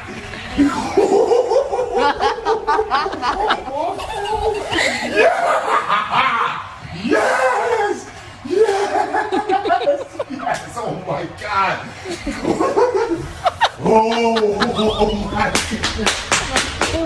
Don't scare her, babe. Yes, even superstars get excited over their home team's win. Kobe Bean Bryant in Los Angeles going nuts over the Eagles winning Super Bowl 52. We can only imagine Mike Trout here tonight, the perennial MVP of the Los Angeles Angels of Anaheim, that he's doing the same thing somewhere here in Minneapolis. It's just been incredible. And if you're just joining us, we've been talking about what sports means to and what a championship means to a city, especially here in Philadelphia. We saw a beautiful moment between Ray and his son David Didinger, and I would say that that's what sports does. You know, it unites, it unifies us. We, in no small way in Philadelphia, we kind of define ourselves by the success or failure of our teams, and when they're up, we're up. And we're up real high right now, aren't we? No question. You know, I mean, sports is sports crosses all barriers. It crosses all shapes, colors, creeds, everything. You can have two of the worst people in the world come together at a sporting event, and that's what sports is. And talk about a brotherhood. Those guys in that locker room, those 53 guys and coaching staff came together as a brotherhood, and they brought themselves together, regardless of what happened, to win a championship. Now we have these moments that we can cherish. You know what I'm saying? I covered the Super Bowl with 4 guys that, you know, I can call my friends. You know, that's what it's about. That's exactly what it's about, you know, and it's just one of those unbelievable experiences that I've had in my life. You know, Michael, sports is a microcosm of life. Because when you're talking about sports, you're talking about a team. And in order for a team to be successful, it's almost like a family. You're not going to get along with everybody, but you got to figure out a way to make it work. You know, when you look at this football team, you know, I've talked to everyone from my good friend Herb Luss, who is the chaplain of the Eagles. He's been saying it from the beginning of the year. He's like, this is unlike any other team. And he said, I've been the chaplain for this team for 16 years. It's unlike any other team that I've ever seen. And I'm like, well, how so? He's talking about how cohesive this unit is. What a team it truly is, and how much they care about each other. We keep hearing about how it doesn't matter what each guy does, how it's so much about the team. And when you talk about sports being a microcosm of life, you know, you talk about the unselfishness of this team. You know, you don't have any wide receiver divas. You don't have any running back divas, no tight end divas. You know, no divas on the defensive side of the ball that's upset because they don't have double-digit sacks on the year. This unit, this team, came out with a goal from the beginning of the year, and they made up their mind that they were going to play. You know, and I would submit to you, think about next year, okay, when the 5 guys that got hurt this year that couldn't be a part of this come back. Oh, man, okay? those 53 guys that are on that field that just became champions tonight, that brought a ring to those 5 guys that could not participate tonight, what is their emotion going to be like when the season pops off next year, to want to be able to get those guys, their brothers, who couldn't experience in totality what they experienced tonight, to get back here and do it again? Wow. I just got chills just thinking about the possibility of us being right back here again in Atlanta doing this again next year. And then Miami and LA. We're not stopping with Atlanta or Minneapolis, for goodness sakes. Let us let you hear from the head coach of the champions, the Super Bowl champions. How does he do it? Doug Peterson downstairs. Fire away. You know, it hasn't really sunk in, but listen, I'm so excited for that locker room. You know, for Mr. Lurie to give me the opportunity to coach his team, and then everything that we've been through this season to get to this point. A lot of people, you know, counted us out, but that locker room believed in each other, believed in me, and I got a great staff and great players, and we found a way to get it done. Doug, on that last drive, that last scoring drive, I don't know what put you ahead. Was your mindset the entire time to get into the end zone? You know, I knew that we were going to have to score a touchdown in that situation. You know, a field goal wasn't going to be good enough. Not against Brady and the Patriots, and you know, so we stayed aggressive. You know, Nick made some outstanding throws. Guys made some plays for him. Nelson, you know, Ertz on the touchdown. I mean, just play after play. Guys really stepped up tonight, and just had to get a touchdown on that situation. What's it like calling plays in a game like that where both offenses? You know, it kind of felt like, you know, whoever had the ball last, you know, could win this game, and you know, we were just fortunate enough to put ourselves in position to really to end the game with that drive, you know, for the touchdown, and defense stepped up and did a nice job to finish it for us, and so happy for them. The touchdown? Oh, the 4th and 1. You know, that play we've been working on for the last couple of weeks, and just needed the right time, right opportunity, and guys executed it brilliantly. How long have you had that play kind of in the playbook? Probably the last 3 weeks, maybe, since the postseason started.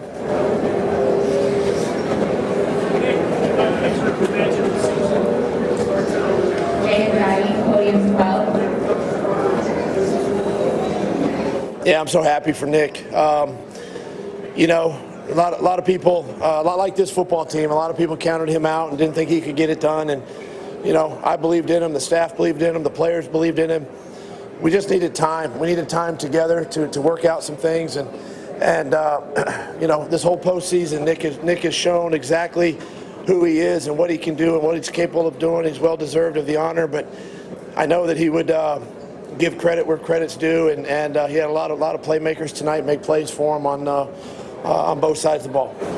Doug, you've been an aggressive play caller all year long. Does this kind of game make you want to be more aggressive? You know, I take it week by week, but you know, I trust my players, I trust the coaches, and you know, I trust my instincts. I trust everything that I'm doing, and you know, I want to maintain that aggressiveness with the guys.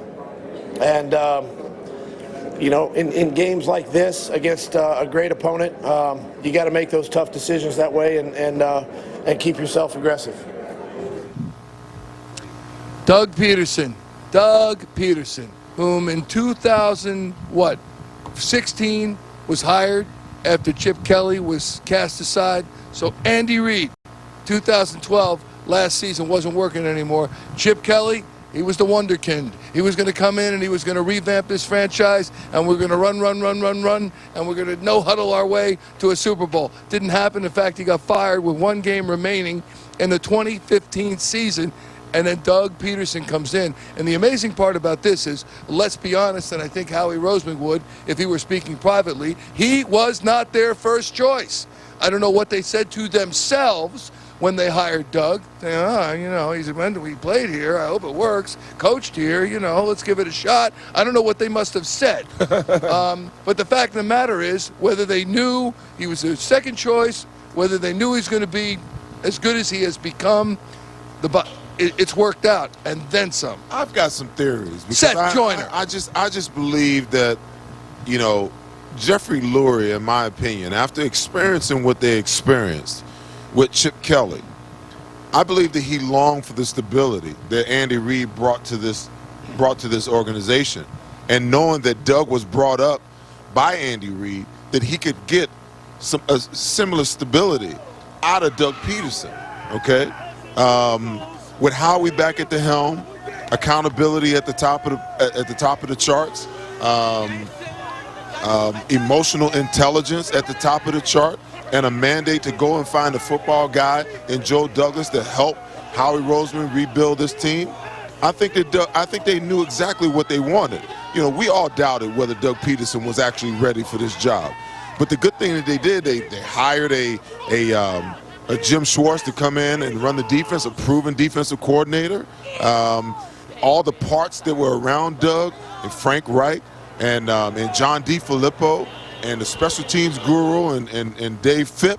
I mean, all the pieces were there, and Doug struggled throughout his first year trying to find his footing, trying to figure out, how to really be a head coach and a play caller at the same time. But the thing that, and I had my doubts, no doubts about it. But I think what you saw was a guy that really wanted to be good and really looked at himself at the end of last year and made some changes coming into this year and really listened to those guys that are around him, because I think that Frank Reich is a guy who is a voice of reason for Doug Peterson. And all coaches need that from time to time. Hear, hear. Mm-hmm. Yeah. Hear, hear. We as we go to break, I joke with my friends in Boston that they should thank me, because it wasn't until I left there and came to start up Comcast Sportsnet and then NBC Sports Philadelphia that Boston started winning time, okay? And I think about 20 years on the air that we just marked now on NBC Sports Philadelphia, and we have 2 championships in this town, and how sweet it is and how we have to savor each and every moment you watch and get with that championship trophy. Doesn't come around often. And while Boston is, I don't know how the heck Boston did that. Makes me sick to my stomach. But I feel better knowing it's not happening this year. Barrett, you need to stop that, man. All right, we take a quick time out. Right here on NBC Sports Philadelphia. You're watching Eagles Post-Game Live, presented by Cure Auto Insurance, the world champion, Super Bowl 52 winning Philadelphia Eagles. We're back in Minneapolis in a moment. I am the new Honey Hot Glazed Chicken Strip Basket only at DQ. I make sports bar wings want to go cry to their celery sticks. I am sauced and tossed with a sweet heat that'll make your mouth want to kiss you on the lips. Because I'm not fast food. I am fan food. The Philadelphia Eagles have won the Super Bowl. Celebrate with this exclusive championship package. Get the commemorative book featuring Sports Illustrated's renowned writing and photography to celebrate the Eagles' amazing season. The premium collectible football and the Eagles team jacket is included with your paid subscription to SI. Go to SITVoffer.com or call now to get it all. Free with your paid subscription to SI. Get 39 issues of Sports Illustrated's top quality content and save 44% off the cover price. Through this offer, you'll save over $118 off the retail value and receive the Sports Illustrated commemorative book, the premium collectible football, and the performer jacket. These exclusive collectibles are yours free with your paid subscription, only from Sports Illustrated. Go to SITVoffer.com or call now. Life is always changing, and sometimes change calls for new healthcare choices. If you're eligible for Medicare and have recently lost coverage, or if you have a low income, or are new to Medicare, you may be able to get extra benefits through a Cigna Health Spring Medicare Advantage plan. Call Cigna Health Spring today. We'll send you a free guide, and together we'll help find a plan for you. You'll have all the benefits of original Medicare and more. like no monthly premiums, no primary doctor copays, prescription drug coverage, even dental and vision services. Plus the Cigna Health Spring Difference, an approach to healthcare led by your doctor to help keep you healthy, including annual checkups and screenings. Things change. If you want more from Medicare, see if you're eligible for our Medicare Advantage plans now and get our free guide.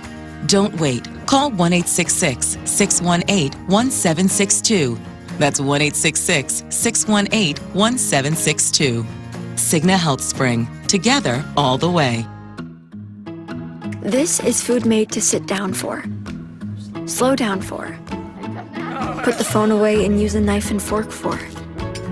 And with Panera Catering, it's food worth sharing. Factory invoice. What if you also got all factory rebates and incentives available? Now, what if this wasn't some crazy sale with a 5-page disclaimer that you can't read? What if there weren't salespeople but customer experience managers that were compensated solely on your satisfaction? That would be a pretty good deal, wouldn't it? Well, at Chapman Chevy, that's the deal every day. Customer experience managers, 1,000 below GM factory invoice, plus all incentives available. Every day.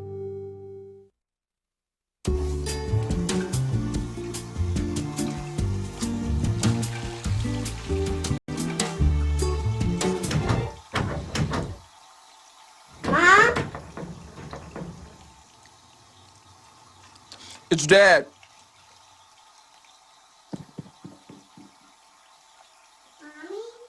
You gave them your bathtub. Don't give them your cookies.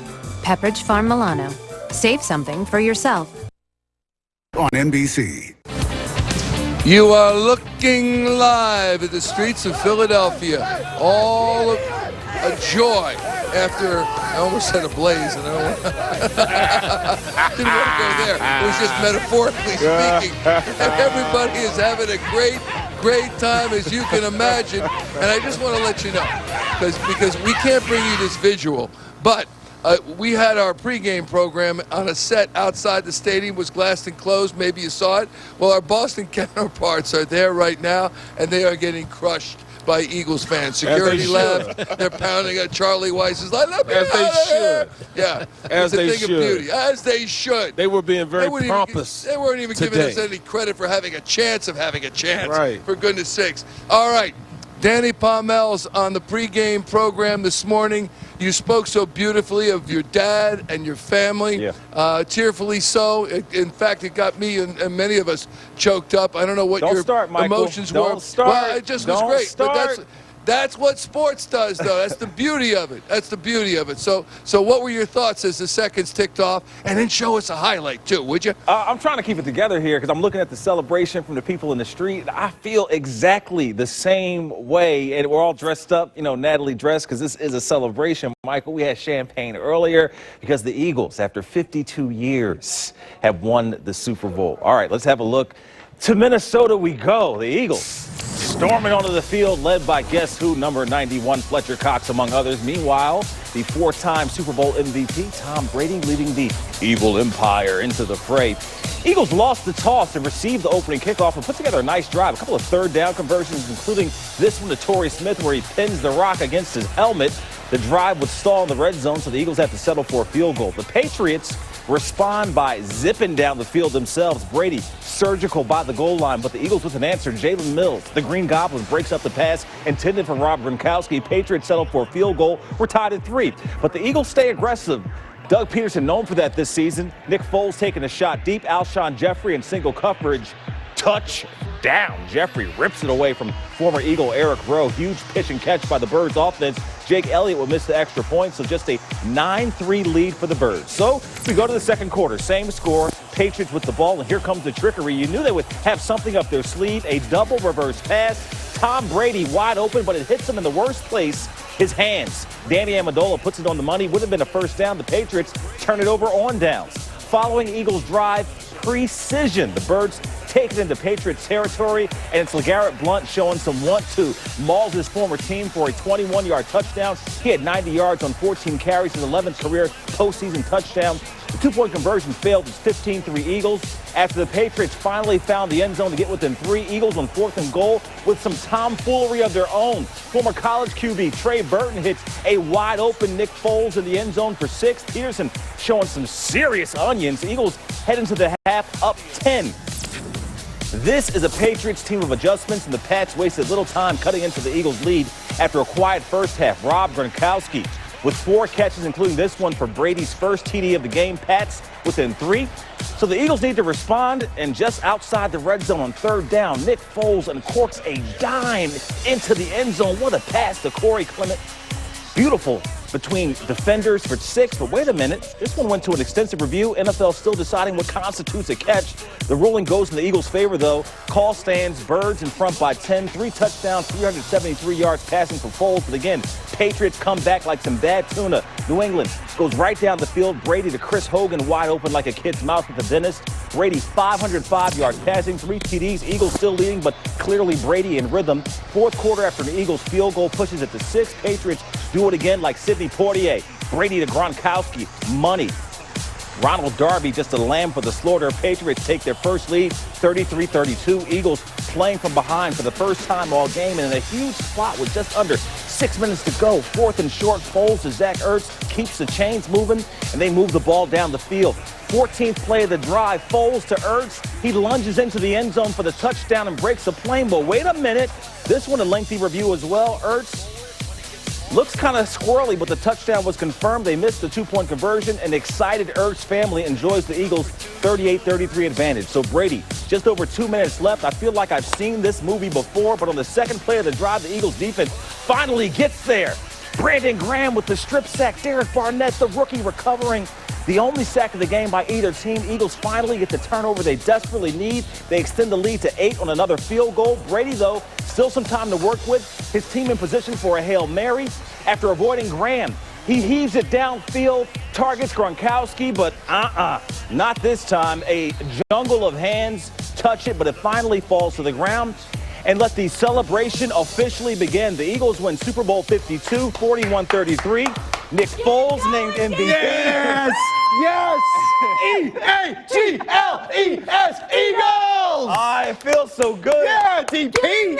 How does it feel for Marshall Harris, though? Marshall Harris is out on the city street. Come on, Marshall. How's it feeling for you? Yo, we're hyped. We're hyped, Danny. And you know what? The flag has been waving all night. There's a new champion atop the NFL world. My man Joseph is out here. His arms are tired. The Hawk from St. Joe's has nothing on him. He's been flying this thing. 21 years old. How long have you been waiting for this? I've been waiting for this since I was born, man. My whole family's Philly fans, man. And we've been waiting since McNabb. We've been waiting since Vic. You know, Deshaun, man. All the running backs. We made it, man. We stopped them. We stopped them, man. Foles came real. It's Westfield. It's Philly. We got fireworks going on all night here. Firecrackers popping off. It's just popping off in general down here. What's your feeling right now as you walk these streets and see everyone on the same boat, just so happy? It's the city of brotherly love, man. That's what it's all about. This is a sports, man. It don't matter where you're from, North Philly, South Philly. This is our city, man. We stick together, and we got it. It's beautiful, man. All right, it's crazy right now. I'm walking in here. People don't even know I've been on TV for the last 2 minutes. It doesn't matter. Folks are excited. Michael Barkann, we send it back to you in Minneapolis. Marshall Harris, we thank you. We are there with you in spirit, and whatever Crisco, motor oil, whatever they use, we would still be able to surmount those telephone poles. Believe you me, whether it's Broad and Chestnut or Frankfurt and Cottman. But everybody be careful out there. Be careful. We don't want to incite anything. But it's funny because people would say, or not funny, people would say, hey, if you guys win, and what's going to happen? That sound's going to blah. And I'm thinking the love, the outpouring of love and support, the brotherly love that Marshall Harris spoke of, I think we're going to see tons of that. No question. You know? I mean, a whole lot of love. In fact, free Meek Mill so he can come out kicking with us. Free Meek. Get on out of there, Meek. Gov wants that Let's too. go. And Michael, I think it's very, very important. The great thing about the celebration after Minnesota, there was practically no property damage. And if anybody's listening to us tonight, no property damage. Don't celebrate by destroying someone else's property. Please, no shooting. Don't fire the guns in the air. We don't want anyone getting hurt. So we want this just a beautiful celebration of the Philadelphia Eagles. Ray, quickly. Yeah, what I wanted to say was, I've been in this business for almost half a century now, and I've had a lot of people say to me over the years, when you rather really write about the news, when you really write about things that are really important in this world, why do you want to write about games? I mean, it's just games. And I've always said, it's more than a game. It's a lot more than a game. And what you saw tonight and what you're seeing all night, it's a lot more than a game. And to me, in a world where so many things are dividing us every day, I think there's something really beautiful about those things that bring us together and make us stand closer together and taller. And I think what the Eagles have done over the course of this season, and especially tonight, has done exactly that. So it's nights like this that have kept me in the sports department, because these are the really special moments. This is the stuff that I love, and I've celebrated it in many, many cities all around the country, but it's so special to celebrate it with your home team. It sure is. Perfectly put, Ray. We'll take a quick timeout. We're back with more interviews and more slices of celebration in Philadelphia as we continue from Minneapolis. This is Eagles Post-Game Live, presented by Cure Auto Insurance. Strength, capability, and advanced technology that stand the test of time. The 2017 Chevy Silverado is right for any job. See the entire lineup at ChevyDealer.com. Hey Flyers fans, score a medium iced coffee for $1 the day of every Flyers home game when you use on-the-go mobile ordering. Order ahead through the Dunkin' app and skip the wait in store. Dunkin' Donuts, the official coffee of the Philadelphia Flyers.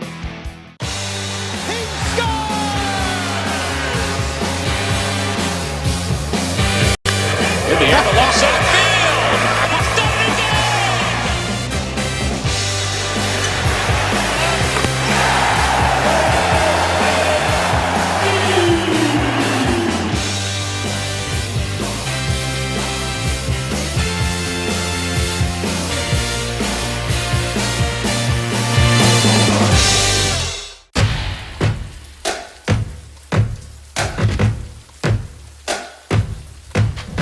I am brave. I am fearless. I am powerful. I am strong. I am powerful. I am fearless. I am strong.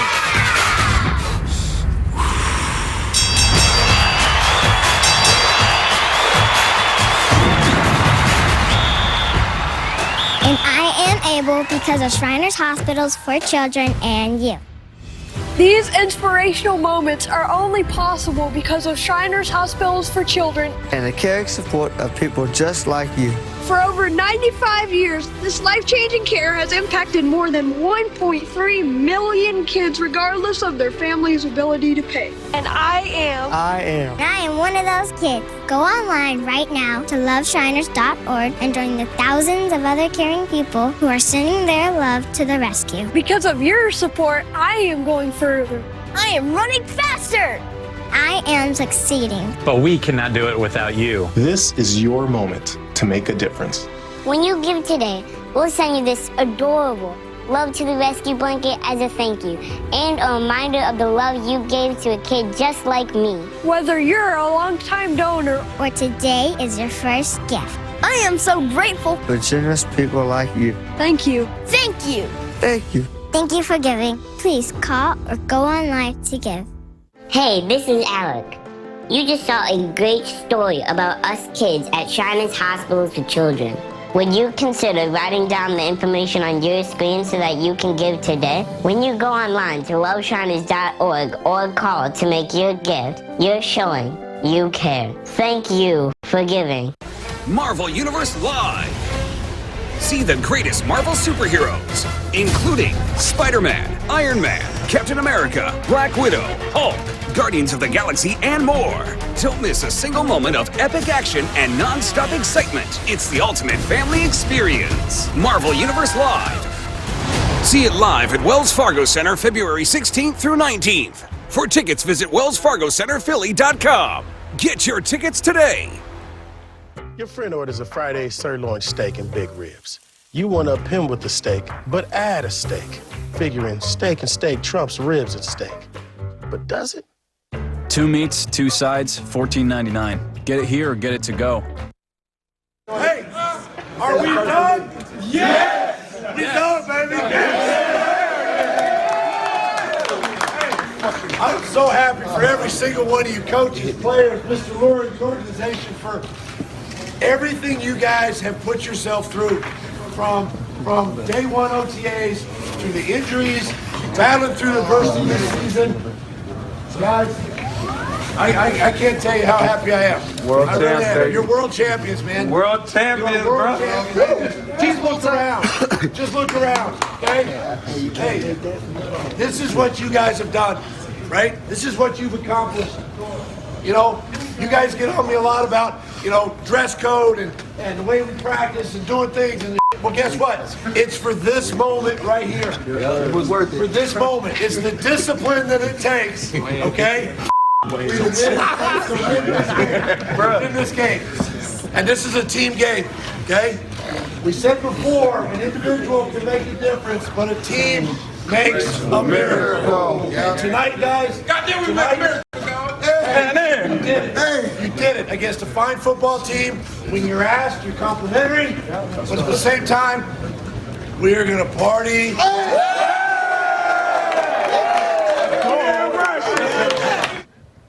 Yeah, you want to know what Super Bowl winning head coach says to his team in the locker room?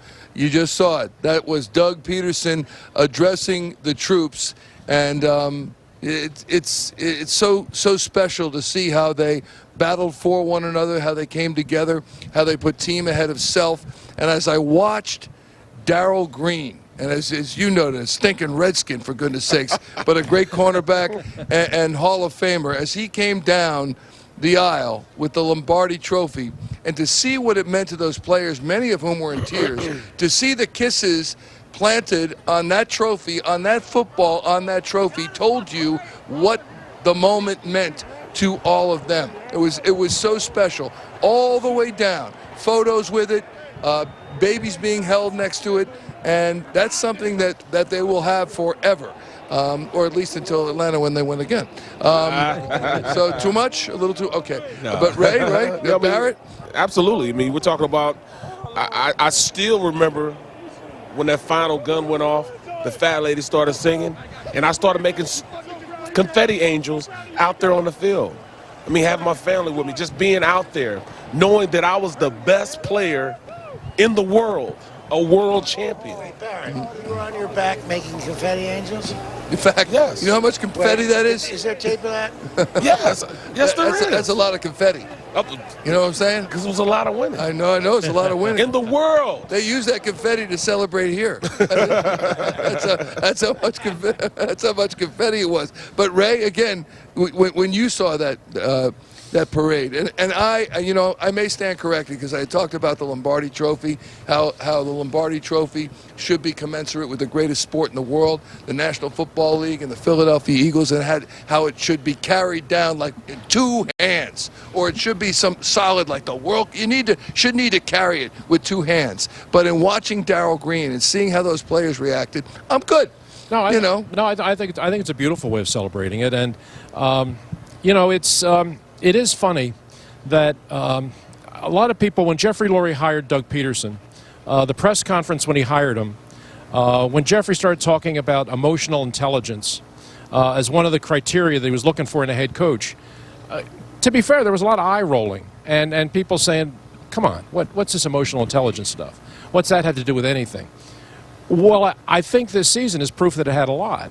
Because after the whole Chip Kelly experience, it was clear that the lines of communication throughout that building had totally ruptured, and there was no communication. The front office couldn't talk to the coaches didn't talk to the front office, the players didn't know who to listen to. I mean, this was a largely dysfunctional team just a couple of years ago, and what you really needed was a guy who was coming in kind of a little bit from the outside, a little bit outside the box, but a guy who had an ability to connect with people. I mean, as much as anything. I mean, we found out that subsequently he's a great play caller and he's a terrific coach and he's a great quarterback mentor. But the first quality that he brought into the building was an ability to bring people together. And when you look at this season and what they accomplished, a lot of it really kind of begins there. It kind of begins in the heart, and it kind of grows out from there. And to see what this team did this year, what they accomplished, and what they overcame, most of all, I mean, it's a tremendous credit to the coach, and this is really the definition of what Jeff Lurie was looking for. When he was talking about the emotional intelligence and someone who's sensitive and is open to the players, this is exactly what he was talking about, and what you saw this season is the result of that. You know, Michael, when Jeffrey started talking about emotional intelligence, I was one of those guys ready to roll my eyes because, you know, in the era that I grew up in, you know, you either had mental toughness, you know, and you had mental fortitude, or you didn't have it. If you didn't have it, you got ran off, and they brought in somebody who had it. You got to realize that we're dealing with different players in a different age right now, where, you know, that kind of mentality has shifted. You've got to have a coach who can deal with different individuals from different walks of life, you know, that you got to have multiple ways to communicate, multiple ways to teach them, because as a coach, that's really what you are as a teacher, because different people learn in different manners in different ways. So I began to do some studying on this emotional intelligence thing. And it's major not only from a corporate standpoint, but in how you begin to deal with, you know, groups of people when you're talking about a team. And in this era of football, you got to be able to relate. If you can't relate to your players, because as I said before, the hardest thing for a head coach to do coming into a new situation is to get 53 grown men to buy into what you're selling. The only way that they're going to do that is that they know that you care about them first, okay? The football piece of it, hey, that will fall into place. But if a player doesn't think that you as a head coach care about them as a player, as a person, it's hard to get them to buy into what you're selling. Yeah. So, Ray, you're 100% correct when you begin to talk about the emotional intelligence, you know, and I stand corrected 2 years later as someone who understands the power of it, because we're talking about players in different eras that you have to deal with in a different manner now. I want to let you hear from Lane Johnson right now, and John Clark is the interviewer. John has done such great work for us, certainly all season long and every day on NBC Sports Philadelphia, but out here in Minneapolis in particular. Went out to Bo Allen's parents' home in Minnetonka, got photos of Bo and had some dinner with the Allens, which was really cool. I talked to Brett Favre after he addressed the Philadelphia Eagles last night. Talked to Brian Dawkins after he was named the Hall of Famer in the next class going to Canton. So really great work by John, and he caps it off with this interview with Eagles right tackle Lane Johnson. Lane, congratulations.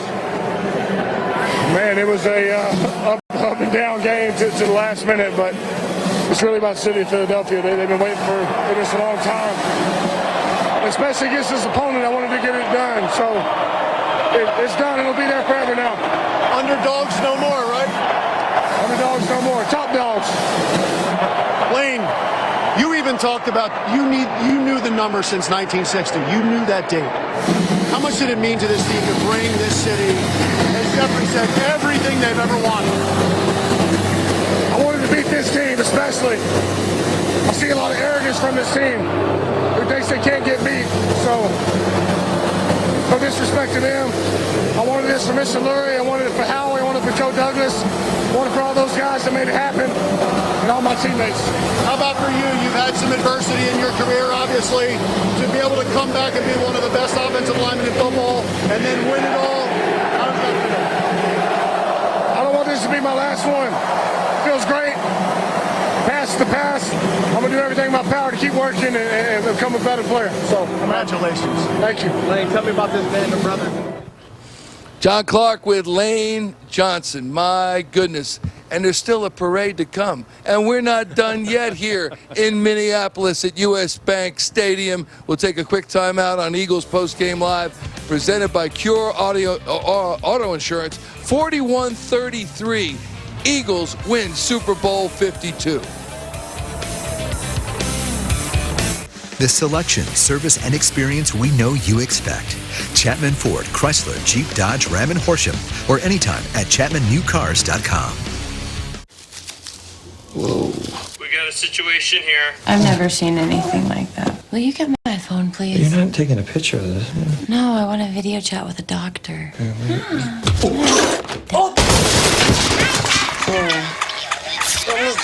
Need a doctor after hours? United Healthcare can help. See a doctor right on your phone, right from your home. Is that normal? That's normal for a new baby. And what about him? Hey, Doc. That's normal for a new parent. United Healthcare. Your local Ford store's President's Day sales event is back. We're celebrating all month long with great deals on America's best-selling brand. Now get 0% financing for 60 months plus up to $2,000 cash back on our most popular cars and SUVs. Competitive owners can get an additional $750 cash when you lease or an extra $1,000 cash when you buy any of our SUVs. That means you can lease a new Escape for just $199 a month. Get to the President's Day sales event at your local Ford store.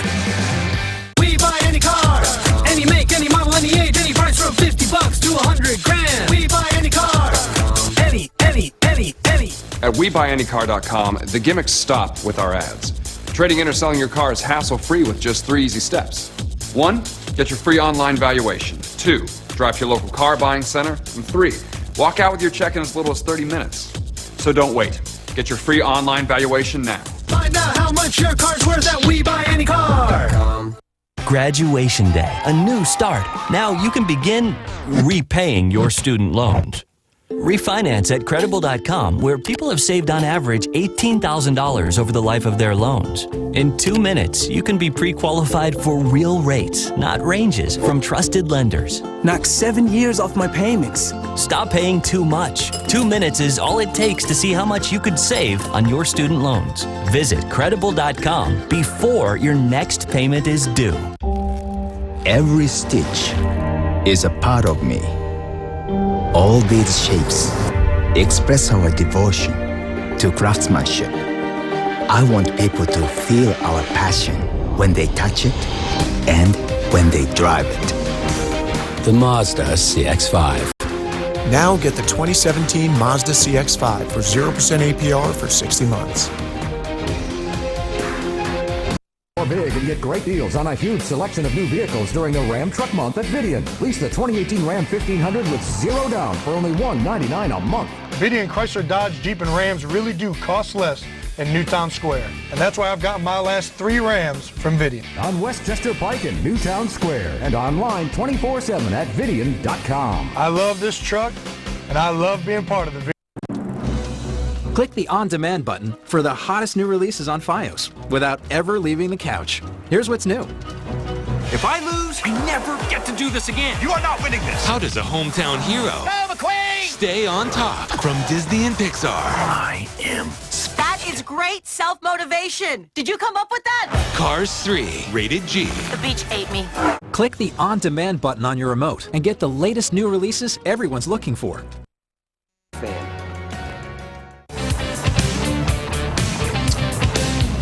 Eagles players celebrating like champions celebrate. They're losing it, as you would expect, in the locker room here at US Bank Stadium. And they knew if anybody had any questions, and certainly there were no fans of the Philadelphia Eagles, and certainly not the players themselves, had any question over the outcome of this game. And when it comes to fruition, you work for it that hard. That's what you do.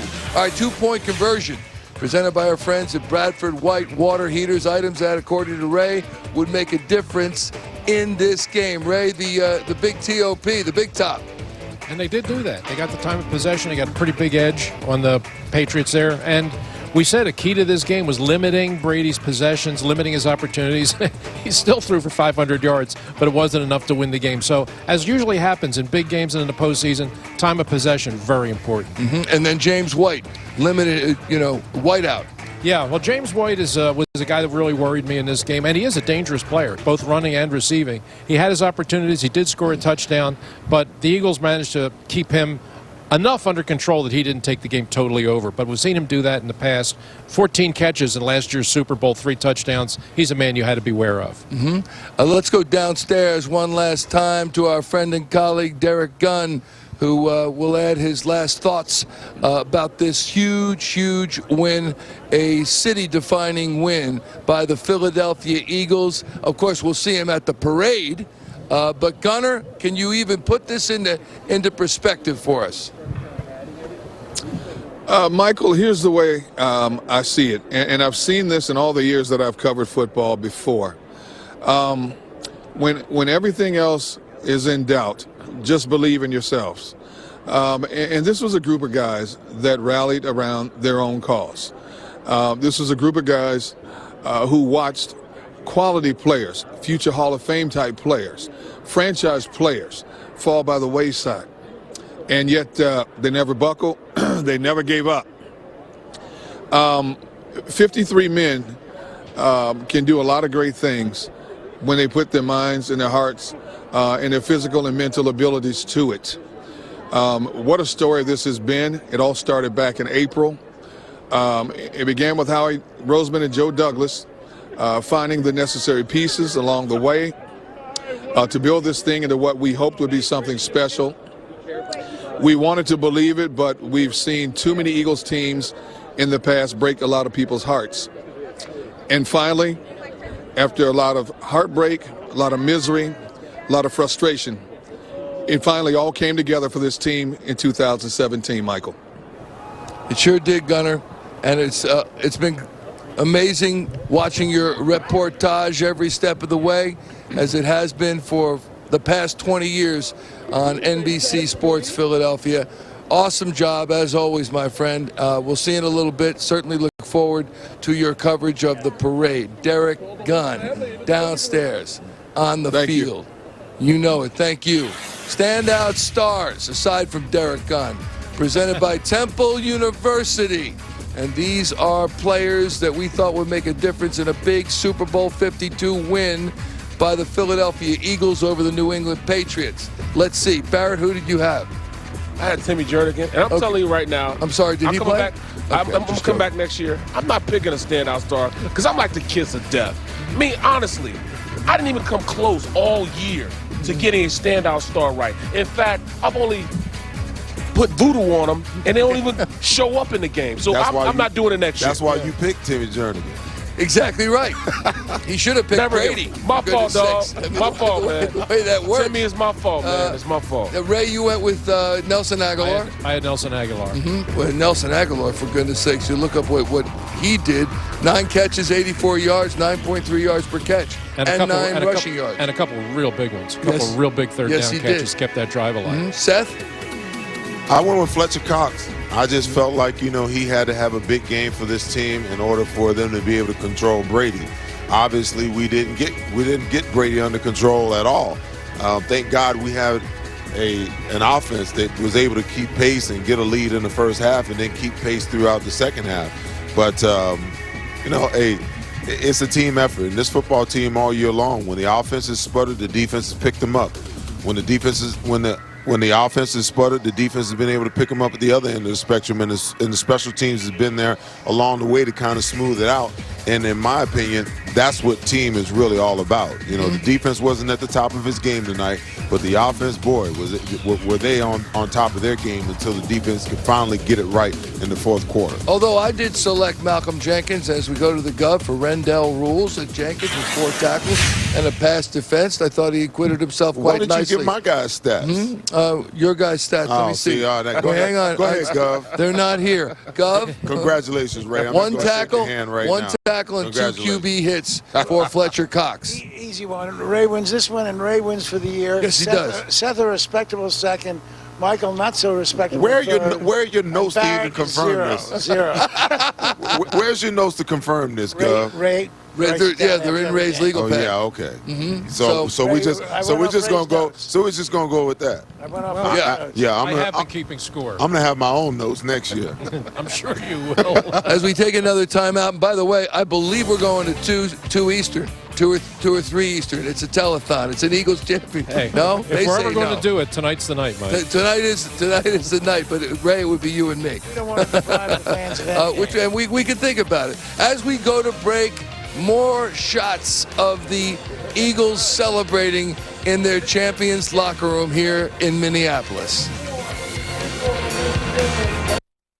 How does it feel to be Pennsylvania's #1 volume Nissan dealer for the 12th straight year? It feels great. How do you make it happen? Well, we have a team of great employees that makes it all happen. We also have an incredible selection of new and certified pre-owned Nissans, all at discounted prices. And even at times like this, we can get folks credit. So come see me, my dad, or me if you're looking for a great new buy on a new or certified pre-owned Nissan. If you can't make a deal with us, you can't make a deal with anybody. The Philadelphia Eagles have won the Super Bowl. Celebrate with this exclusive championship package.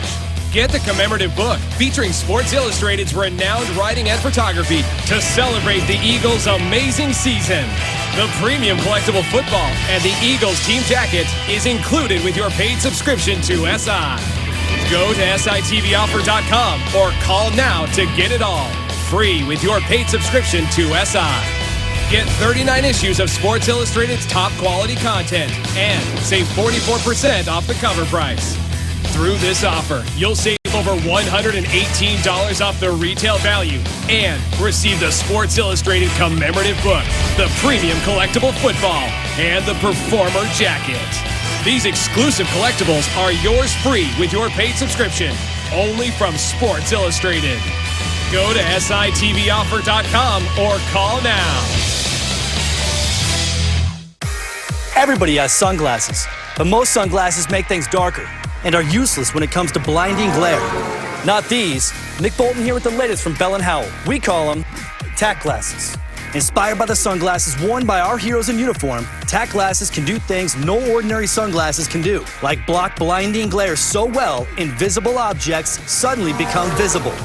Enhance colors to give you vision as sharp as an eagle's and survive even the harshest conditions.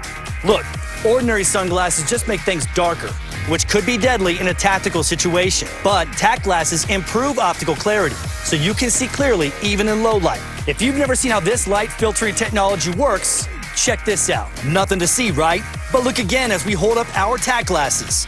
A colorful American Eagle's revealed. Amazing. Look at the screen. Yes. What do you see? I see a white screen. Just a plain white screen. Now look at it through our sunglasses. Whoa, this is cool. How does it do that? That is so awesome. What? Oh my. Whoa, what? That is so cool. That is amazing. How's it do that? It's like an eagle pops out of nowhere. Very, very cool. Whether you're on the trail or on the golf course, on the water or on the slopes, with tack glasses, you'll always see clearly without any glare. There's just nothing like them on the market today. Act now to get your tack glasses for just $19.99, and we'll even ship it to you free. Plus, every pair of tack glasses comes with our Bell & Howell lifetime guarantee. But wait, order today and we'll also include a blank card that reveals our American Eagle when you put on your tack glasses. So don't delay. Order yours today. To order, call 1-800-670-5955. Again, that's 1-800-670-5955, or order online at trytackglasses.com. 1-800-670-5955. Watching Joel Embiid play is just awesome. When he was on the court, they were unstoppable. Watching him play is truly magical, and I think it's going to be a great experience for everybody in this city. We are back with report cards, and since you don't remember filling out report cards, we took the liberty of giving everybody A's and A pluses across the board in every phase of the game. That's what happens. I'm not saying there were no missed plays or anything like that. They did score 33 points, the Patriots. But the fact of the matter is, Super Bowl champions. Everybody gets A's. That's what happens. It's all about the win. If you win the last game played of the year, that means you are the Super Bowl champs. But is there someone that stood out to you? Nick Foles on the offensive side of the ball. I know obviously Nelson Aguilar gets the standout star award, but Nick Foles gets the MVP defensively. Fletcher Cox, anyone else? I mean, I don't. Malcolm Jenkins, I really do think he played a solid game. It's tough when you look at the defense and you look what Tom Brady did and make the assessment, okay, who is a standout player? I think there's a play that defines the night for the defense.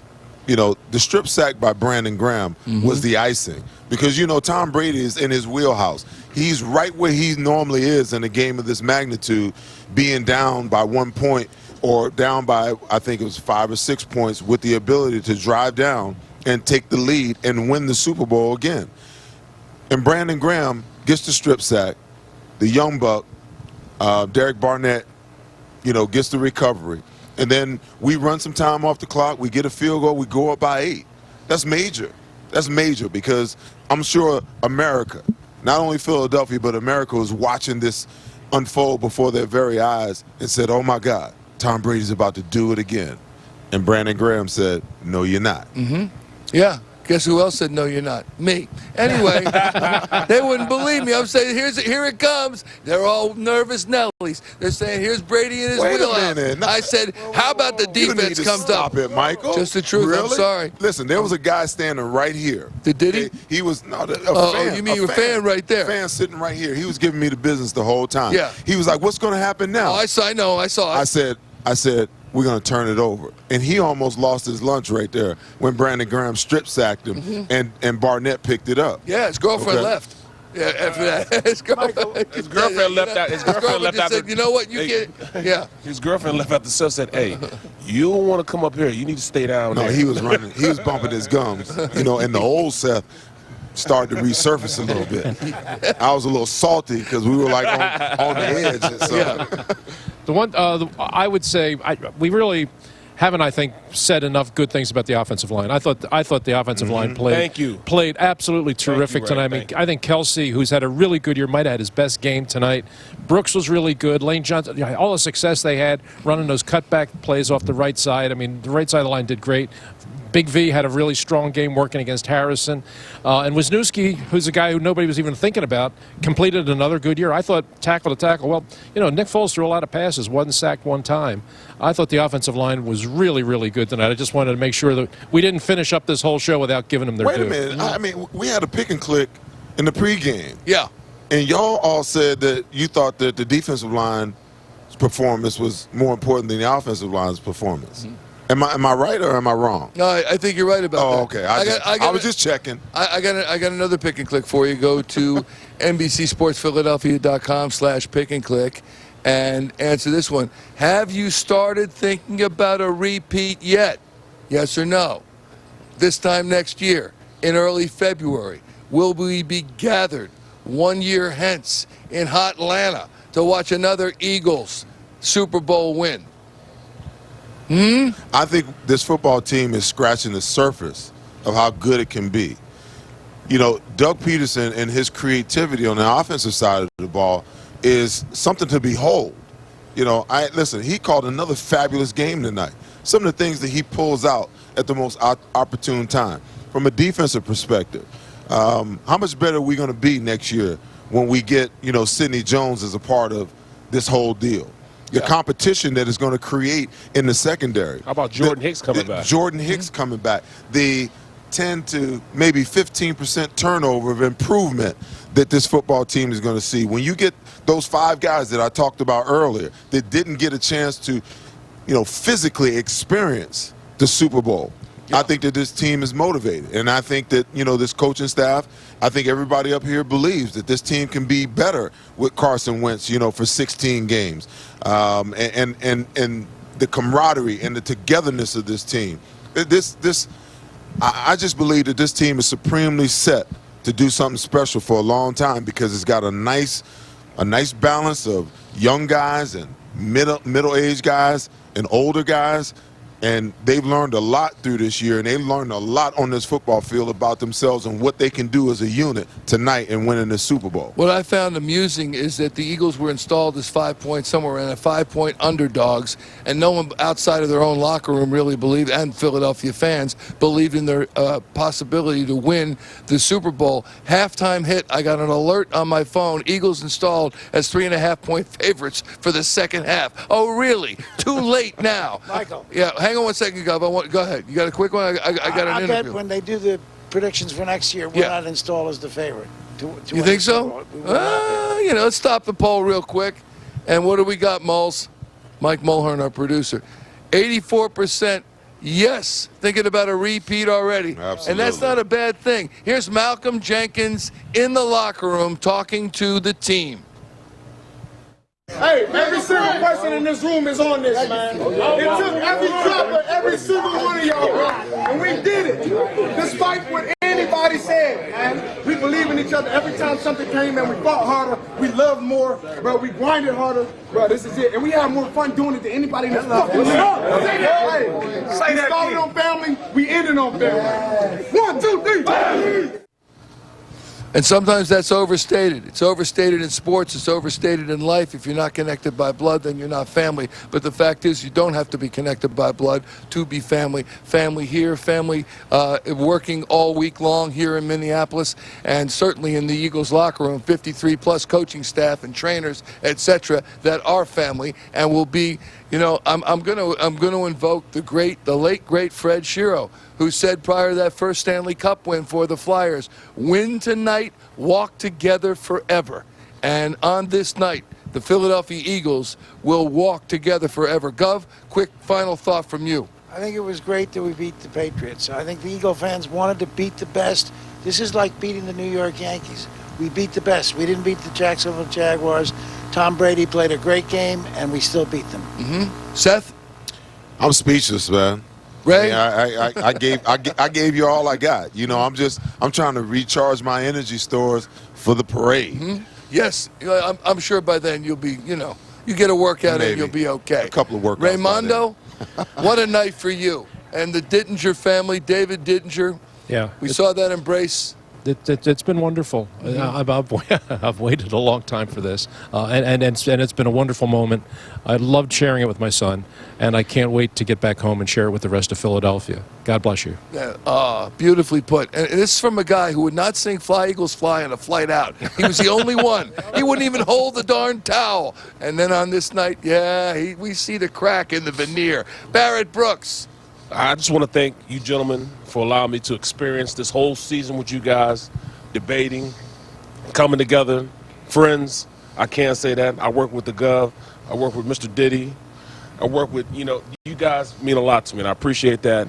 I appreciate this city embracing our thoughts and knowing that we are Philly fans, so, I mean, that's the biggest thing. We're Philly fans, and we love this just as much as you guys do. Yeah, we're looking forward to the parade. I feel the same way. You're all family right here. I love you all. Certainly the Gov and Ray I've been working with since the very start of pregame and postgame live. Also, we've got to thank our president here and vice president, general manager Brian Monahan, Michelle Murray, our vice president of news and programming, Mark Jordan, directed the setup of this whole thing. Rachel McCallie was absolutely amazing, booking our guests all week at home. Mike Mulhern produced the shows. Doug Brown, Casey Feeney, Andrew Greth, the Iceman cometh. I'm leaving out folks, and I apologize. Mike Gaddy as well, and a whole host of Jerry Hines and Brian Spielman, and just like you would not believe who joined in to do just some great work for all of us here at NBC Sports Philadelphia. It has been a great, great ride, and one that blissfully will continue at some point early this week in Philadelphia. We won't need a plane to get home. We'll see you soon. Thanks for watching. Endgame coming up next.